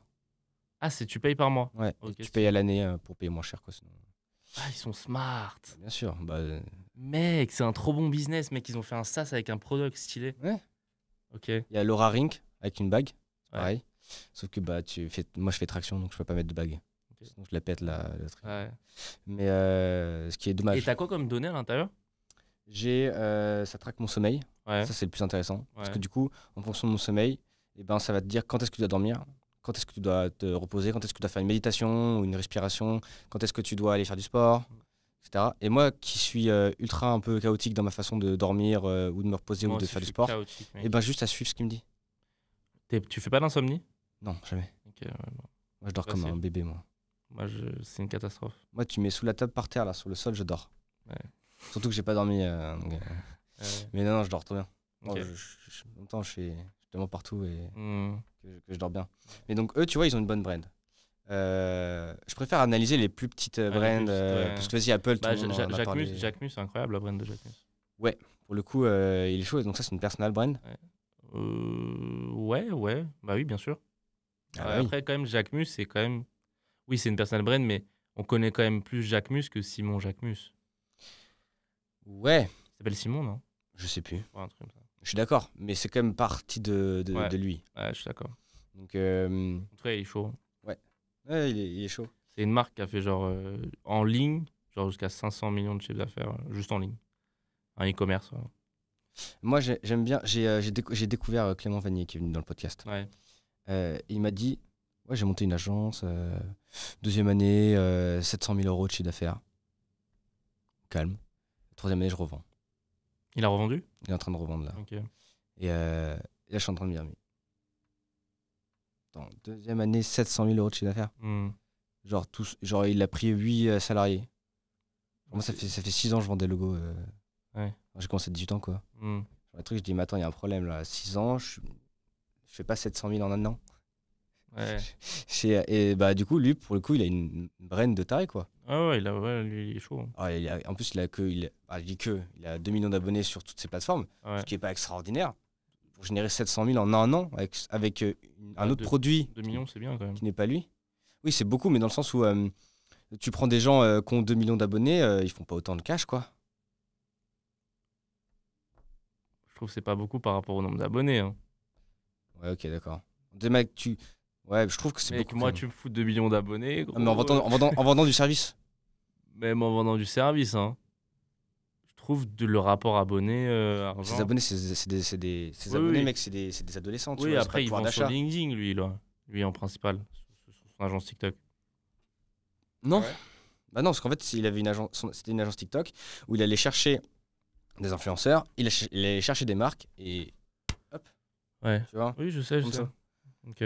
Donc en fait, En tout cas, 700 000 dans ce milieu-là, c'est pas la folie non plus, tu vois. moi je parle pas du chiffre, je te parle genre vraiment agence. Tu Ouais, vois. ouais. Non, je sais. Genre, je te dis Moi, juste je trouve ça impressionnant. 2 millions d'abonnés. T'imagines, toi, tu fais combien? Tu fais 10, 20 par mois, un truc comme ça? Ouais, dans ces eaux-là, ouais. Tu vois, t'as 12 000 abonnés. Sur LinkedIn, ouais, je dois avoir peut-être 20 au total. Sur tous mes T'as réseaux. 20 000, tu fais 12. Ouais. On te file 2 millions, tu fais combien? Bon, peut-être 3-4 0 en plus. Voilà. Tu vois? C'est beaucoup, 3-4 0 en plus. Mais ouais, bah je sais pas en vrai. Ouais. En fait, ça dépend de ce que je vends. Mais vendre du service, je trouve que c'est quand même en 2 ans, arriver à un chiffre d'affaires aussi élevé, ça veut dire que tu as Non, fait c'est stylé. Je t'as dis fait pas du que bon c'est pas travail. stylé. Je dis juste que genre 2 millions. Il y a beaucoup de gens qui ont autant d'abonnés et qui font beaucoup plus, quoi. C'est ça que je dis. Oui, non, mais tu prends une nana qui a 2 millions, elle fait beaucoup plus avec OnlyFans, par exemple. Moi, je te parle pas de ça. Je te parle de service aussi. Bah, vendre du service, je Par trouve, au exemple, bout tu de vois, 2 c'est ans. qui Jérémy, le mec de Splasher. Non, je connais Bah, pas. tu vois, c'est un mec pareil. Lui, il a monté plusieurs agences et il a ça fait. Lui, tu vois, il doit avoir 50 000 abonnés sur toutes ces plateformes confondues. Et il a plusieurs agences, une agence TikTok, une agence content, une agence montage, etc. Et consolidé, je sais pas, il fait combien, mais c'est plusieurs dizaines de millions par an, quoi. Tu vois. Ouais, chaud. Et j'en connais plein des mecs comme ça, tu vois, en service. Bah, regarde Matisse, par exemple. Ouais, Tu vois, on en connaît, hein. ouais, c'est sûr. Mais bah, ok, d'accord. Mais en tout cas, je trouve qu'il a une bonne brand, Ah, ouais, ça, c'est sûr. qu'il a fait du bon travail. Ça, c'est sûr, il est chaud. Ouais, je trouve ça impressionnant qu'il a réussi quand même à parler de sujets qui sont quand même très populaires et peu professionnels, Mm. à passer à faire du cash comme ça, tu vois. Ouais. Non, je suis d'accord avec toi. Donc voilà, et puis on envoie de la force en même temps, De collègues, quoi. Mais ok, t'as des brands, toi, que t'aimes bien? En ce moment, j'aime bien quoi? Ouais, en ce moment, je suis fan d'HelloFresh. Alors, rappelle-moi ce que c'est. C'est une Perdu. boîte, mais c'est incroyable cette boîte. Oui, c'est ça. C'est une boîte qui livre des courses à domicile. Ouais. Et en fait, tu es livré par recette. Donc, tu commandes par recette. Et, et ils te mettent des box. Et dedans, tu as le nombre de produits exact. c'est livré par portion, tu vois, tu commandes Mm. par portion. Et tout est incroyable en fait. Genre, moi, je suis abonné à ça depuis, je sais pas, maintenant 3 mois, 4 mois. Et ça change la vie, genre. Tu Ouais, manges. tu sens en Belgique. Ouais, j'ai utilisé ça, tu vois. Et là, je reuse ici, là. Il y a ça à Dubaï? Non. C'est quand ça va ouvrir à Dubaï, frérot. Quand est-ce que tu lances ça à Dubaï? Mais frérot, j'ai eu l'idée, t'inquiète pas. Mais tu sais, HelloFresh, ils ont. Mais tu sais, tu ouvres un HelloFresh à Dubaï, mais tu fais une billion, hein. Il n'y a même pas de discussion, genre. HelloFresh, c'est une boîte qui fait, genre, je pense, 7 milliards par an, un truc comme ça. C'est un peu partout, pas à Dubaï, je ne sais pas pourquoi. Mais C'est genre, sûr que ça va faire beaucoup d'argent à Dubaï, c'est abusé. c'est un carnage. Tu fais ça à Dubaï, c'est un carnage. Mais j'ai eu, bien sûr, quand j'ai vu ça, j'ai évidemment eu l'idée, tu vois. Genre, Bah alors? bah, ça demande beaucoup de moyens, tu vois. Ouais. Ouais, Parce faut une que- ferme. Bah, c'est ça, en fait. Tu vois, tous les produits, c'est pas des produits. C'est des produits d'HelloFresh, tu comprends? Ouais. C'est un supermarché, mais qui a des camions pour livrer. Tu vois, Ok. c'est un Carrefour, genre, Ouais. mais qui a des camions. Tu peux pas rentrer dans le supermarché et acheter dans le supermarché, tu vois. Et ouais, c'est. En termes de brand, même en termes de product et tout, c'est la folie, tu vois. Ils sont trop chauds. Ça te fait économiser tellement de temps, tellement de tout, en fait, tu vois. C'est vraiment une boîte super. Ouais, très, très stylé. J'ai eu Mariam dans le podcast. Ouais, je vois c'est qui de loin. Elle habite à Dubaï. Ouais, maintenant, je crois.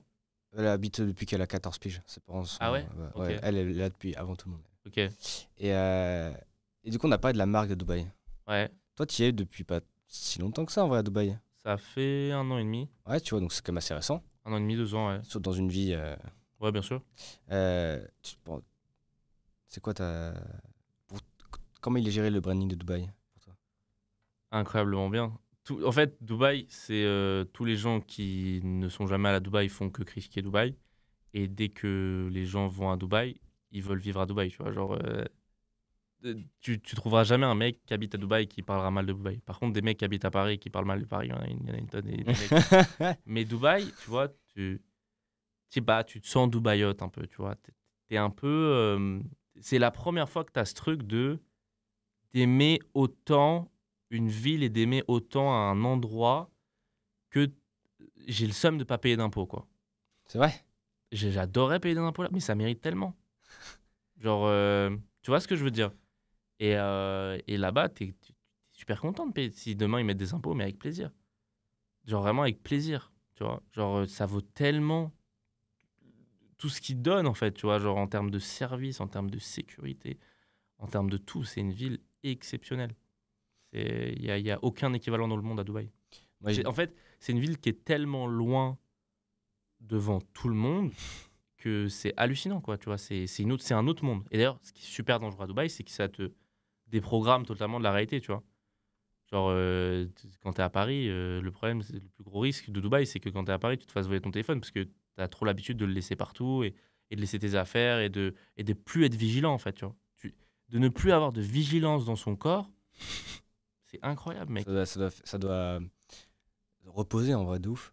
Mais ça repose de malade. Genre, tu te rends pas compte, mais t'es toujours en mode à faire attention, attention. En fait, t'es déconnecté du monde. Dubaï, c'est pas le vrai monde. C'est un monde à part, c'est un autre Dimension. monde. C'est une autre dimension. C'est un endroit sur Terre qui n'a rien à voir avec la Terre. Et c'est ça qui est super dangereux quand t'habites là-bas, tu vois. C'est super dangereux. Parce que quand tu sors de ce petit bout de terre, bah, tu sais plus comment agir, en fait. Tu vois, tu sais plus quoi faire. T'oublies que tu peux pas porter une montre et que tu vas te faire arracher, qu'on va te mettre un coup de couteau à Paris. T'oublies tout, en fait, tu vois, genre, et que t'es complètement c'est le plus gros point négatif de Dubaï, c'est que faut pas oublier que t'es dans une petite partie du monde qui est unique en son genre et que c'est pas ça le monde. Tu vois, les gens ne sont pas gentils. D'ailleurs, à Dubaï, les plus grands brigands du monde, il y en a quelques-uns à Dubaï, et ils sont tout gentils là-bas. Tout le monde est tout gentil. Bah, ils ont intérêt, ouais. Il n'y a pas un méchant. Tout le monde, que tu sois gentil, méchant dans l'autre monde, à Dubaï, t'es gentil. Tu vois? Et ça, c'est un truc de fou. C'est que tout le monde est gentil. Tout le monde, c'est des sucres. Tu vois, et ça, en fait, tu vois, quand on dit, ouais, le problème d'immigration, machin, mais à Dubaï, frérot, tu vois des Chinois, des Arabes, des Français.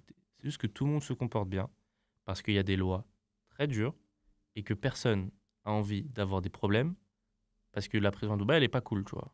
Crois-moi que Ça c'est pas cool. ça, c'est pas cool. C'est C'est pas la gentil. prison en France où nos djihadistes ont des télés, des téléphones, tu vois, c'est pas la même chose, tu vois.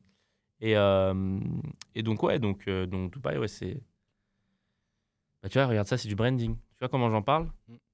Ça, c'est. Moi j'appelle ça le branding de la sélection naturelle. Ouais. C'est-à-dire que les gens qui aiment pas, parce que c'est Non, non, les gens qui aiment pas, c'est juste des gens qui ne sont pas allés. Tu ne trouve-moi quelqu'un qui est allé à Dubaï et qui a dit j'aime pas, c'est un menteur. Si, moi bah après, ouais, ils ont peut-être menti, mais moi j'ai eu des retours. Menteur. Mais c'est des mythos, gros. Ils m'ont dit ouais, j'aime pas trop le côté superficiel. Mais tout est superficiel. Il y avait des dinosaures avant ici. Mais mec, c'est superficiel tout ça aussi. Mec, toute la vie est superficielle. Paris avant c'était superficiel, il y avait des dinosaures. Il y avait que de l'herbe. Ça veut dire quoi? C'est juste que c'est une ville qui est plus récente. Non mais les gens ils me font rire, il n'y a pas d'âme. Pourquoi tu cherches une âme? Genre, mec, Tu crois qu'il y a de l'âme à Paris? oui, oui. Non mais les gens, c'est juste pour trouver des raisons. Pour dire que Parce qu'ils ont pas les moyens de. bah, c'est juste qu'ils d'aller sont là-bas. pauvres, frère, c'est tout. Il y a aucune autre raison, gros. Donc comme ils sont pauvres et qu'ils peuvent pas habiter, ils doivent se persuader que vivre dans leur HLM, c'est bien mieux, tu vois. Et mais c'est des menteurs. Genre, c'est pas les vraies raisons, tu vois. C'est pas les vraies raisons. Très, très content d'avoir eu ton avis. Ça va partir viral, ça encore. Je sais pas, frère. Tes podcasts, ils partent souvent viral. Mais je fais pas exprès. Faut pas que je te chauffe trop parce que tu vas partir en live. Ok. Si là, on te reprend ton argent, Ouais. Ouais. Vas-y, dis-moi. tu vas te remettre à bosser. Pas direct. Vas-y, Si dis-moi. on te reprend ton argent, on te reprend tes contacts, Ouais. on te laisse juste tes compétences et tes connaissances. Ah, tu me reprends mes contacts. Oui. Ah oui. Ah là, On frérot. te reprend ta brand. Bah, tu sais, je vais te dire un truc. Le premier truc que je ferais, c'est que je ferais taxi. Où ça? Uber. Pour En- me refaire des contacts. En France? En France, à Paris, j'essaierais de prendre que les courses dans le 16e, 8e, etc. Et j'essaierais de me faire des contacts parce que tu me dis que tu me reprends mes contacts, mais c'est très dur de faire de l'argent enfin, sans. Sans contact. En fait, tu vois, sans personne. Est-ce que tu m'enlèves ma vision, etc. Tu vois, Non. Ok. T'es toi là aujourd'hui, Ok, je suis moi maintenant, aujourd'hui sans rien. sans contact, sans argent, Ouais. mais avec toutes tes connaissances, tes souvenirs et, Ok. et tes compétences techniques. Ok. Alors non. Ok. Je sais pas. Je pense que créer du contenu, c'est le moyen le plus rapide de devenir riche, je pense. Donc l'idée, c'est de devenir riche du coup. Ouais. Non, mais le moyen le plus rapide de devenir riche, c'est de monter un truc. Ça se trouve, t'as pas envie de devenir riche, hein? C'est Bah, bien sûr que si, j'ai envie de devenir riche. c'est quand même trop bien d'être riche. C'est incroyable d'être riche, mec. Mec, c'est tellement bien d'être riche, gros. C'est incroyable. Je sais pas, je verrai un jour peut-être. Mais t'es riche, gros, tu sais. D'amour. Non, t'es vrai. Mais tu sais que si tu gagnes plus de 8 000 euros par mois, t'es dans le top 1% des Français. Ah ouais, Donc t'es riche. stylé. T'es trop riche. Mais ouais, c'est. Je sais pas. Mais je pense que je crée un. Ouvrir un TikTok, je peux ouvrir un TikTok. Ah oui, bien sûr, ouais. Ouais, Tu fais ce bon, que tu veux. Je trouve les réseaux sociaux, c'est le moyen le plus rapide de gagner de l'argent. Parce que pour gagner de l'argent sur un business, il faut que des gens voient ton business. Et pour que des gens voient ton business, le moyen le plus rapide, c'est les réseaux sociaux. Et tu montes quoi comme business? Un business où j'ai pas d'argent. Non, t'as pas d'argent. J'ai 0 €. J'ai plus de contact. Ouais. Euh, Ah, c'est dur, mec, comme question. Parce que si j'avais des contacts, je dirais que je ferais apporteur d'affaires. Un truc comme Pas de ça. contact. C'est trop facile si t'as les contacts. Bah oui, c'est les contacts, ça joue tout. Qu'est-ce que je ferais comme business si j'étais vraiment à 0, à 0, 0, 0? Je sais pas, mec. Je sais pas, parce que tout ce que je vais te dire, tu vois, si tu montes un e-commerce, ça va te demander de l'argent.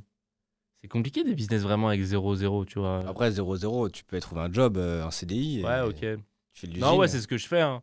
Je pense que j'ai un job à côté pour payer mon business, etc. et les frais. Mais je fais de la vente en ligne, tu vois, soit des produits digitaux, soit un produit physique, donc une boutique e-commerce, truc comme ça, quoi. En tout cas, du truc en ligne, quoi. Tu vois. Je fais physique, ça coûte trop d'argent, et c'est trop de galères, et tout est trop chiant dans le physique. Donc, je fais un truc en ligne. Je fais pas de. Peut-être du service, je sais pas. Mais en tout cas, en ligne, ça, c'est sûr. Mais je sais pas, franchement, je sais pas. Ok. Je sais sais pas. J'ai une autre question qui va être plus simple. Vas-y. T'es quand même un businessman. Ouais, j'essaye. Oh, J'aimerais bien. la modestie. Non, j'essaye, j'essaye. Euh, et si tu vois ma boîte, tu vois un peu comment elle tourne. Ouais, On se connaît. Si tu dois reprendre ma boîte, ouais, je suis dedans encore. ok. Qu'est-ce que tu fais? Ah, Je te file le départ là, tu vois. Mec, c'est stylé, Bon, j'ai l'impression. Bon, Arthur là, ton objectif là, c'est Arthur. Ouais, On fait 1 million de CA là. ok, Objectif en un an là. Pour 2025, 1 million de CA. ok. Qu'est-ce que je fais là? Je t'écoute, Kylian. Ok, déjà, tu passes combien de fois par jour sur LinkedIn en ce moment?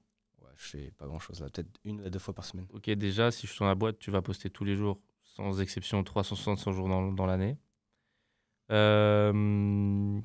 Je mettrai en place une équipe de... Ouais, j'irai démarcher, je mettrai... soit je ferai... Est-ce que je peux faire rentrer un autre associé?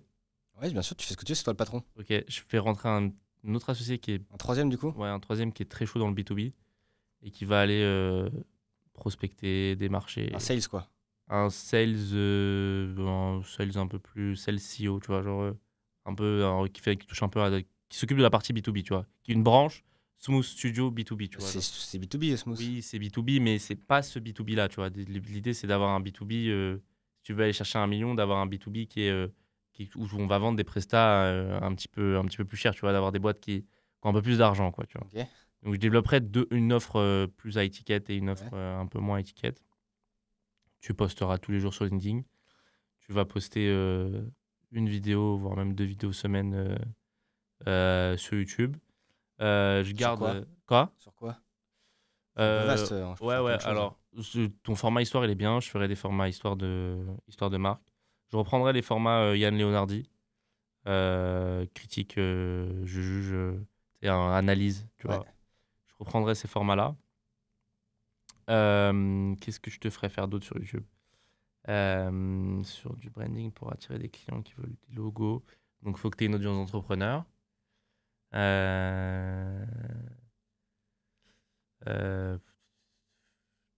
Ouais, déjà, ces deux formats-là, tu vois, je les bosserais bien, tu vois, sur ces deux formats-là. Je pense que sur du short Insta, un peu à la... tu vois, te faire des shorts en mode, tu designs un logo en live ou des trucs comme ça, tu vois, des trucs en mode où on te voit à l'action, tu vois. T'as toi qui est en train de design et t'as l'image en dessus rapide qui avance vite et qu'on te voit Un faire un logo. sponsoring, Ouais, je sais pas comment on appelle ça, mais design, ouais. donc je lancerai une stratégie de short de contenu, je bombarderai. Je ferai plus les trucs personal branding que tu fais parce que je me suis rendu compte d'un truc, c'est que quand tu parles de toi au début, les gens ils s'en battent les couilles. Mm. Tu vois ce que je veux dire ou pas? Et que moi d'ailleurs, les vidéos que je trouvais le plus chambées sur ma chaîne YouTube, je les ai supprimées. Il y en a 2 que j'ai supprimées, que je vais les refaire là. Parce que je vais les retourner plus, parce que c'est des vidéos qui parlaient de moi. Mm. Et au début, quand t'as pas d'audience, les gens s'en battent les couilles de toi. Ouais. Et ça, les gens le comprennent pas. Tu vois? Et donc, j'arrêterai tous tes formats multi-public, retour 1 million, etc. J'arrêterai tout ça. Et je passerai sur une stratégie vraiment où on montre ton talent. Tu vois. On montre vraiment tes compétences sur une stratégie short. Je garderai, comme je dis, je pense que je ferais, si tu veux passer un... Ouais. Non, je pense que je ferais 2 offres. J'aurais une offre 2005, je pense que c'est le bon prix. Ouais. 2005, c'est un truc que moi, je pourrais potentiellement payer. Tu vois, donc c'est dans... Toi? Ouais, ça dépend, tu vois. Ça dépend des moments dans lesquels je suis dans ma vie, tu vois. Ça dépend... Quel projet? Ouais, ça dépend quel projet, tu vois. Mais c'est un truc potentiellement... donc, je garderai cette offre à 2005. Et par contre, je développerai une autre offre qui sera une autre business unit, entre guillemets, qui sera gérée par l'associé que je ferai rentrer, qui sera spécialisé dans le B2B high ticket, tu vois, pour aller chercher une order par mois, une order tous les 2 mois, tu vois, mais à un prix élevé. Déjà, je pense qu'avec ça, on monte à 1 million facile. Hein. Je pense qu'on monte à 1 million facile. Twitter, ça sert à rien. T'as eu des clients grâce à Twitter? J'ai beaucoup de mecs qui me découvrent sur Twitter Ouais. et qui viennent sur LinkedIn et qui achètent. Ok, intéressant. Parce que moi, mec, j'ai genre 4500 abonnés Twitter. M'a jamais ramené 1 euro, frère. Donc, je sais pas, en tout cas, je pense qu'avec ça, là, ce que je t'ai dit, je pense qu'on monte à un M. Mais il faut de la régularité, il faut du budget, il faut... Ah bah là, faut bien bosser là. Là, faut bien bosser, là. Mais je pense qu'avec ça, on monte à 1 million. vois, en montant un million. Surtout la grosse order Ouais. Bah ça, faut trouver un putain d'associé. Mais d'avoir... qui a les contacts, quoi. Non, quelqu'un qui est, tu vois, une personne qui bosse, une commerciale chez KPMG, qui bosse dans un gros truc, tu vois, qui est vraiment B2B high ticket, tu vois, qui vendent des prestats à 200 000, 300 000, 400 000 sur des cabinets de conseil, et choper quelqu'un là-bas, tu vois, un consultant, un truc comme ça, qui a l'habitude, parce que le B2B high ticket, c'est des codes. Et moi, le B2B high ticket, c'est un truc que j'arriverai jamais à faire parce que ce qui est trop chiant, c'est que quand tu veux vendre un logo à EDF, par exemple, sur une de leurs business units, tu dois convaincre 20 personnes. Ouais. C'est insupportable, tu vois. Et tu as des process, de la paperasse. Et il faut trouver quelqu'un qui kiffe ça, tu vois. C'est des appels d'offres tout le temps. C'est des appels d'offres, c'est super chiant, tu vois. Genre, moi, ça m'anime pas du tout. Et il faut trouver quelqu'un qui soit... Il y a des gens qui sont ultra animés par ça, tu vois. Et donc, voilà, je pense qu'avec ça, on monte. Déjà, rien que juste avec le contenu, on monte à... Juste avec du contenu, on peut monter à 1 M par mois, 1 M par an, avec une offre à 2005. avec une offre à 2005, ouais. Ça dépend. Ah oui, mais ça te prend combien de temps de délivrer l'offre à 2005? C'est moi qui dois le faire, du coup. C'est toi qui le fais ou pas, là, actuellement? Là, des fois, c'est moi, des fois, je délègue. Ok, Moi, je vais faire comme Louis Key. Tu vois, c'est Ouais. Fordisme, mais prendre un Ouais. mec par étape ouais, et leur déléguer le truc. ouais, ok, J'ai commencé à faire là. ok. Tu continues les... Ah oui, non, t'as une autre offre. Tu fais des sites aussi. Ouais, j'upsell sur des sites, ouais. Voilà, ça, c'est stylé, mec. Genre la LP, elle est à 2K. Ok, les sites, ça part... Ça part vite, hein. Mec, les Tu sites, connais ton pote, hein. ouais, mec, Paul, qui fait un carnage, gros, sur les sites. Hein. Tu vois, c'est qui, Paul? Mais bien sûr, je sais qui c'est, il m'a contacté et j'ai. Tu l'as ghost. Non, je l'ai pas ghost. Tu l'as ghost, mec. Je l'ai pas ghost. Tu l'as ghost. En fait, à un moment, j'ai fait beaucoup de vues sur mes posts. Il y a beaucoup de gens qui me DM tout le temps. Et genre, j'étais en mode complètement sous l'eau. Et je dis, et t'as plein de gens qui disent, viens, on fait un call et tout, machin. Et Tu l'as redirigé vers une vidéo YouTube. je lui dis, bah, j'explique tout dans la vidéo, tu vois. Bah, mais mec, à un moment, en gros, en plus, t'as plein de mecs qui disent, faut pas prendre tout le temps tous les calls et tout. En vrai, je prends les calls maintenant. Mais mec, prends tout, gros. Je prends tout, en vrai, c'est Mec, cool. c'est trop bien, gros. Ouais, mais des fois, mec, t'es matrixé parce que t'as un mec qui gagne 10 fois plus que toi qui dit, ne prends pas tous les calls. En fait, lui, il prend pas parce qu'il il il gagne est 10 fois plus, successful. Exactement. Toi, non. Ouais. Mais du coup, t'es Fais matrixé. attention de pas. Ouais, ça, c'est un truc, faut faire attention de ne pas rentrer. D'ailleurs, c'est une matrix que les gens, ils essaient de. Les gens, ils essaient de normaliser le fait de gagner 100 000 euros par mois sur les réseaux. Et ça, c'est pas du tout Bah, normal. vas-y, là. Mais déjà, de 1, la plupart, c'est des menteurs. Déjà. Oui, c'est vrai. Déjà, la plupart du temps, quand ils disent, ah, j'ai fait 100 000 euros ce mois-ci, ils ont fait 100 000 euros une fois, après, ils font 0, 0, 0, 0 les mois prochains. Déjà, de 1. De 2, c'est du TTC. Donc, déjà, c'est pas 100 000, c'est 80 000. Ouais. De 3, dans les 80 000, c'est quoi tes charges? On va voir le bénéf. De 4, les impôts, va te les sortir, tu les sors en dividende, c'est 30%. Les gens qui disent ça, ils sont en France ou je sais pas où. C'est des mythos. Genre, c'est du mensonge. Genre, c'est. Donc, faut vraiment pas écouter cette normalisation de faire du fait que ce soit normal de gagner et que t'es une grosse merde si tu gagnes pas 100 000 balles par mois, t'es nul. C'est simple. À partir de 8 000 euros par mois, t'es dans le top 1% des Français. Il y en a beaucoup, hein, bizarrement, dans le top 1% des Français. Hein. J'en connais plein. J'en connais beaucoup trop, je pense, tu vois. Ça fait plus que 1%, là. Ouais, c'est bizarrement, la stat est faussée, tu vois.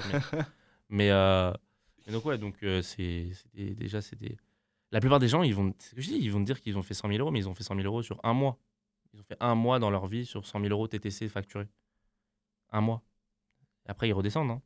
C'est pas... Ouais, c'est possible. Mais donc, du coup, moi, j'ai écouté ce conseil-là et je dis, bah, Ouais, vas-y. Et du coup, je l'ai envoyé vers la vidéo. Hmm. Il m'a envoyé bouler. Ah oui, c'est normal. Et du coup, moi, ce que je fais, c'est que je regarde, je dis, j'avoue, j'ai pas été cool, machin. Le mec, Ouais. bloqué. Tu sais. Il avait le seum. Je dis, bah, gros, désolé, gros, ça arrive, tu vois. Et je me suis excusé. En vrai, mon ego, je l'ai vraiment mis de teco, tu vois. J'ai vraiment dit, j'avoue, j'étais con. Hmm. Et j'ai vraiment assumé mon erreur. Ouais. Et le gars a pas resté bloqué. Je dis, bah, Ouais. dommage, écoute. Bon, c'est pas grave. Mais tu sais que s'il revient, je me réexcuse, tu vois. Je dis, mec, non. Vas-y, je dirais. je suis genre, tu sais que je suis dégoûté. Je déteste me faire des ennemis, Ouais. genre, je déteste Non, être mais méchant. ça va. Ouais, non, je sais, mais en tout cas, par exemple, tu vois, Paul, lui, il vend une tonne de sites, tu vois. Ouais, mais Ouais. ça a vraiment. Tu sais que j'écoute ses podcasts. Hein. Mais il est chaud, hein. Justement, j'ai trop le seum. Je veux trop échanger avec Mec, lui. il est super chaud, gros. Genre, c'est un mec, il a délégué en. Mais par contre, lui, il a délégué en mode. Il est trop chaud. Genre, il a délégué dans des bureaux en Moldavie. Ah oui, Il a des bureaux en Moldavie. Tous ses employés sont moldaves. Non, mais c'est ça, genre, il est chaud. C'est un king du drop service, quoi. Ouais. Il est plus chaud que Louis sur la délégation. Ah ouais, Ouais. ok. C'est une belle brochette. Mais moi, je pense pas que je ferais du drop service, pour le coup. C'est un bon business, moi. Ouais, mais c'est pas ça qui me fait. C'est pas ma vibe. Dans le sens où je préfère avoir des Avengers, tu vois, dans ma team. Quitte à les payer un peu plus cher et faire moins de... Parce que Smooth, en fait, je veux pas que ça soit une multinationale qui fasse plein de thunes. Je veux que ça soit créé, déjà pour que ça fasse un passif sur le long terme, mais surtout, en fait, pour que ça devienne une machine à créer des projets. Ouais, bah de toute façon, il y a tellement de... Ouais, je vois. Donc je veux que ça soit une agence qui serve mes propres futures boîtes. Ouais, j'ai capté. Non, mais c'est stylé. Hein. De toute façon, c'est ça le but. C'est de tout allier ensemble, tu vois. C'est le schéma Disney. Ouais, bah, c'est trop stylé, mec. C'est chaud de faire ça. Hein. Ouais. Il y a un mec qui fait ça super bien. C'est le mec qui a un truc qui s'appelle European Digital Group, je crois. C'est un truc comme ça. Et c'est un groupe qui rachète toutes les agences qui font entre 2 et 10 M par an. Ouais. Mais il est trop chaud, genre. Il fait un deal comme ça, les fondateurs, parce que les fondateurs, quand tu as une agence qui fait entre 2 et 10 M par an, en vrai, les fondateurs sont pauvres. C'est parce qu'ils arrivent jamais à cash out, ils cash out rien. Ouais. Les fondateurs n'ont pas beaucoup d'argent, tu vois, ils ont un petit salaire, etc. Donc, il vient leur proposer de cash out des parts contre du cash, parce qu'il a du cash. Il devient actionnaire majoritaire. Par contre, il a obligation que le cash qui est investi soit ce cash-là réinvesti dans d'autres boîtes que lui appartiennent. Il fait un carnage comme ça et après, il fait monter le chiffre de la boîte parce que toutes ces autres boîtes achètent des services à la boîte, etc. Tu vois, il fait un truc comme ça et c'est trop stylé, tu vois. Bah, y a Accor. Accor, il y en a plein. Bon, Accor qui fait dans l'immobilier, lui, plutôt, mais... trop fort, mec. Il rachète tout. Ouais, ils sont très chauds. Et ils sont juste chauds. Ouais, ils sont très chauds. Incroyable, mec. Il y a un des PDG de Accor, John Paul, qui est passé dans le studio pour être interviewé. Ok, stylé. Donc je vais essayer je connais le contact qu'il a eu, donc je vais essayer de C'est qui a eu interviewé? C'est une nana, elle s'appelle Nathalie Royer. Ok, non, je connais pas. Non, elle n'est pas influenceuse pour le coup. Okay. Elle se lance dans le business là. Okay. Mais du coup, elle se lance dans le business en ouvrant un podcast là où elle est très maligne, tu vois. Franchement, bien joué à elle. Ouais. Mais donc du coup, elle a interviewé ce mec-là, qui est du coup le meilleur pote du CEO de Accor. Okay. Et moi, c'est grave parce que moi, je connais tous les mecs comme nous qui sont dans le digital, mais j'ai pas trop de contact avec les mecs qui ont des business physiques comme ça. J'aimerais beaucoup les ramener ici parce que ça, c'est sûr que ça ferait un choc, cool. Tu vois. Mec, c'est cool de ramener le mec d'Accor. Ah bah oui, mais si j'arrive à l'avoir, lui. Même un gros employé d'Accor, c'est intéressant. Ouais, bah même le CEO de John Paul, hein, c'est sympa. Un mec qui est très chaud, qui a notre âge, là, qui est même plus jeune, je crois qu'il a ton âge, c'est Manoa. Manoa Loer, il est chaud, ouais. Avec le gars, agence OnlyFans. Ouais, il est trop fort. C'est ça qu'il essaie de... Mais attends, agence, formation pour monter son agence, formation pour devenir une modèle, agence de modèle, et maintenant il fait l'application. Donc là, il a 5 piliers qui bouffent tout seul et qui s'auto-alimentent. Ouais, très fort. Non, je sais ça. Il fait juste du contenu. Très fort. Très fort. C'est cercle vertueux et ça n'a pas de limite son business. Ouais. Donc franchement, les trucs qui s'auto-alimentent comme ça. Des écosystèmes, quoi, tu vois, avec plein de... C'est cool. Très cool. Bon, on tourne depuis un paquet de temps là. Je sais pas ça fait combien de temps, mais... Ça fait 1h30. Ok, stylé. Bon, je sais que tu aimes bien les expériences. Ouais, j'adore ça. Donc j'aimerais bien que tu me donnes la chose que tu as faite pour la dernière fois. La première fois que tu as fait une chose, j'arrive jamais à le dire. Quand est-ce que c'est la dernière fois que tu as fait une chose pour la première fois? Quand est-ce que c'est la dernière fois que j'ai fait une chose pour la première fois? Très bonne question. Ok. Putain, mec, c'est une bonne question, ça. La dernière fois, je t'avoue que j'ai fait beaucoup de choses. Hein. Mec, j'ai fait vraiment beaucoup de choses. Mais...